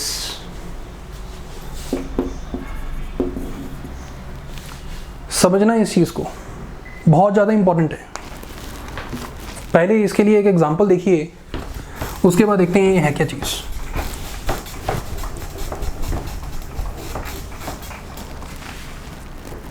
देखिएगा ध्यान से प्लीज। सिचुएशन क्या है? लेट्स सपोज को ये घर है, इसमें H और W रह रहे हैं और कहीं ना कहीं H की मदर M, तीन ही लोग हैं, W and H husband wife और mother of H। Let's suppose करो दे आर वेरी पुअर और कहीं ना कहीं जो M और W लोगों के घर काम कर रहे हैं, वो छोटे मोटे काम कर रहे हैं और कहीं ना कहीं वो बड़ी मुश्किल से सर्वाइवल कर रहे हैं अपना। जो H है वो कुछ भी नहीं करता and he is into the bad habits, let's suppose करो ड्रिंकिंग, गैम्बलिंग एंड एवरीथिंग। वो जितना भी कमाते हैं पैसा एम और डब्ल्यू मिलकर, वो सारे के सारे वो जुए में, शराब में, वो सब कुछ बैड हैबिट्स में वो खर्च कर देते हैं। एक दिन सुबह का टाइम था, इसने बहुत ज़्यादा ड्रिंक की हुई थी और कहीं ना कहीं ये घर पे आया और डब्ल्यू से पैसे मांगने लगा। डब्ल्यू कहती है कि मैं तुम्हें पैसे नहीं दूंगी और ना ही मेरे पास पैसे हैं, क्योंकि हम जितनी मेहनत करते हैं तुम सारा वो वेस्ट कर देते हो। उनके बीच में आर्गूमेंट्स हुए, आर्गूमेंट्स कहीं ना कहीं बहुत ज़्यादा हो गए और कहीं ना कहीं एच ने किचन में गया एक यूटेंसिल, हैवी यूटेंसिल लिया और मल्टीपल ब्लोज दिए डब्ल्यू के हेड पर। मदर ने इंटरवेन करा डब्ल्यू को बचाने के लिए। मदर ने इंटरवेन करा डब्ल्यू को बचाने के लिए। एच को कोई भी होश नहीं था, उसने गुस्से में आकर अपनी मदर को भी मार दिया, उसी को मल्टीपल ब्लोज दिए। पड़ोसियों को पता चला, नेबर्स को पता चला, उन्होंने पुलिस को फ़ोन करा, पुलिस ऑफिसर्स आए, उनको हॉस्पिटल में एडमिट करा एंड देन एच को अरेस्ट करा। हॉस्पिटल में जब एडमिट करा तो कहीं ना कहीं डब्ल्यू की तो हो चुकी थी डेथ, इसको कहीं ना कहीं होश था और मदर ने डीडी दी। जब मदर ने डीडी दी तो पूरी की पूरी उसने स्टोरी बताई और स्टोरी में कहीं ना कहीं उसने कॉज ऑफ डेथ और सर्कमस्टांसेस दोनों बताए। अब जब उसने वो सर्कमस्टांसेस बताए, ध्यान से सुनते रहना इसको, अब जब उसने वो सर्कमस्टांसेस ऑफ द ट्रांजैक्शन बताए तो सर्कमस्टांसेस ऑफ द ट्रांजैक्शन में आप कैसे बताओगे? यही बताओगे पहले वो डब्ल्यू को मारा था, उसके बाद उसने मेरे को मारना शुरू कर दिया। उसने डब्ल्यू को मारा पहले, उसकी डेथ हो चुकी है, अब वो मेरे को ही मारना चाहता है इसलिए उसने मेरे को मार दिया। सो दैट मीन्स आपने इन सर्कमस्टांसेस में अपने बारे में तो बात करी, एम ने अपने बारे में तो बात की, साथ में किसके बारे में बात कर दी? डब्ल्यू के बारे में बात कर दी। ये कहते ही लेट्स सपोज करो टाइम डिक्लेरेशन देने के बाद उसके 1-2 घंटे के बाद उसकी होगी डेथ। अब अगर मैं एच की बात कर रहा हूँ तो एच के ऊपर 302 चल रहा है, मर्डर का केस चल रहा है। एक केस तो है with respect to M mother, एक केस चल रहा है विद रिस्पेक्ट टू डब्ल्यू। ये जो मदर है, मदर ने जो डाइंग डिक्लेरेशन दी है इस केस में तो रेलिवेंट है ये वो। क्या यही डाइंग डिक्लेरेशन डब्ल्यू के केस में भी रेलिवेंट कर देंगे हम? Answer is yes. कैसे? लॉजिक क्या है? अपने केस में तो डाइंग डिक्लेरेशन रेलिवेंट होगी, that is of no issue, no doubt regarding that. But how this dying declaration is relevant to the case with respect to the case of W? ध्यान दीजिएगा, जब भी हम डाइंग डिक्लेरेशन के बारे में बात करते हैं 32 क्लॉज 1 लगता है उस पे। उसमें 2 सेक्शंस और भी लगते हैं, दैट इज सेक्शन 6 और उसमें एक और सेक्शन लगता है that is section 8 explanation number 1।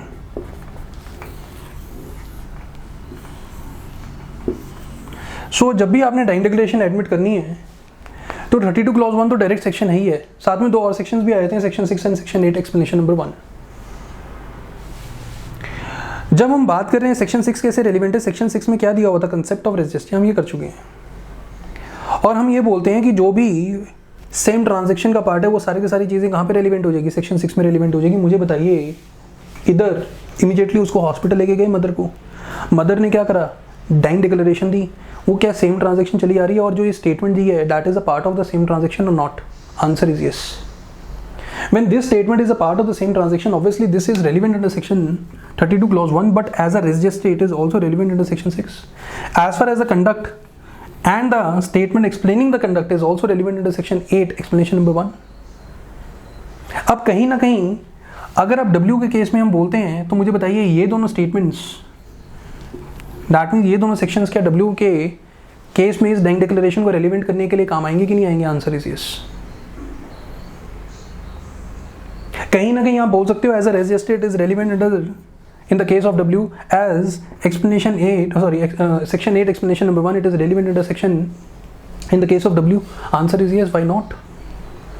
So dying declaration को जब भी हमने देखना है वो सिर्फ और सिर्फ 32 क्लॉज 1 के पॉइंट ऑफ व्यू से देखना। हमने 32 क्लॉज 1 तो लगाना ही लगाना है, साथ में हमने ये भी देखना है कि भाई ये तो 2 और सेक्शंस लग रहे हैं इसके ऊपर जहाँ पे वो रेलिवेंट है, 6 भी ये रेलिवेंट है और 8 में भी ये रेलिवेंट हो रही है। अगर मैं बात कर रहा हूँ सेम ट्रांजैक्शन की बात कर रहा हूँ, जब हम सेम ट्रांजैक्शन की बात करें W के केस में same transaction, when I am talking about the same transaction in the case of W, same transaction में क्या ये स्टेटमेंट दी गई है? Answer is yes. So W की जो ट्रांजैक्शन है, W के केस में जो ट्रांजैक्शन है दैट इज दिस और नॉट? Answer is yes. जब सेक्शन 6 करा था तो याद रखना हमने क्या करा था, सेक्शन 6 में हम पार्ट ऑफ रेजिस्ट्री करते हैं, रेजिस्ट्री में कोई भी स्टेटमेंट, कोई भी कंडक्ट रेलिवेंट हो जाता है कि नहीं हो जाता, आंसर इज यस। वो जो कंडक्ट है वो विटनेस का भी हो सकता है, आंसर इज यस। और मुझे बताइए डब्ल्यू केस में क्या मैं डब्ल्यू केस में क्या मैं एम को विटनेस मान सकता हूँ, answer is yes. W case में एम एक विटनेस है, आई विटनेस है, क्योंकि उसने मारते हुए देखा था। तो अलग बात है कि उसको भी चोटें लगी हैं और उसकी भी डेथ हो गई है, बट मैं कह रहा हूँ कि जब डब्ल्यू के केस में एम एक विटनेस है तो एम ने वही एक स्टेटमेंट दी है कि नहीं दी रही, और ये part of a same transaction है कि नहीं, answer is yes. So if we are talking about this D D which is relevant in the case of M, it is also relevant in the case of W, may be in the form of registry, may be in the form of section 8, explanation number 1।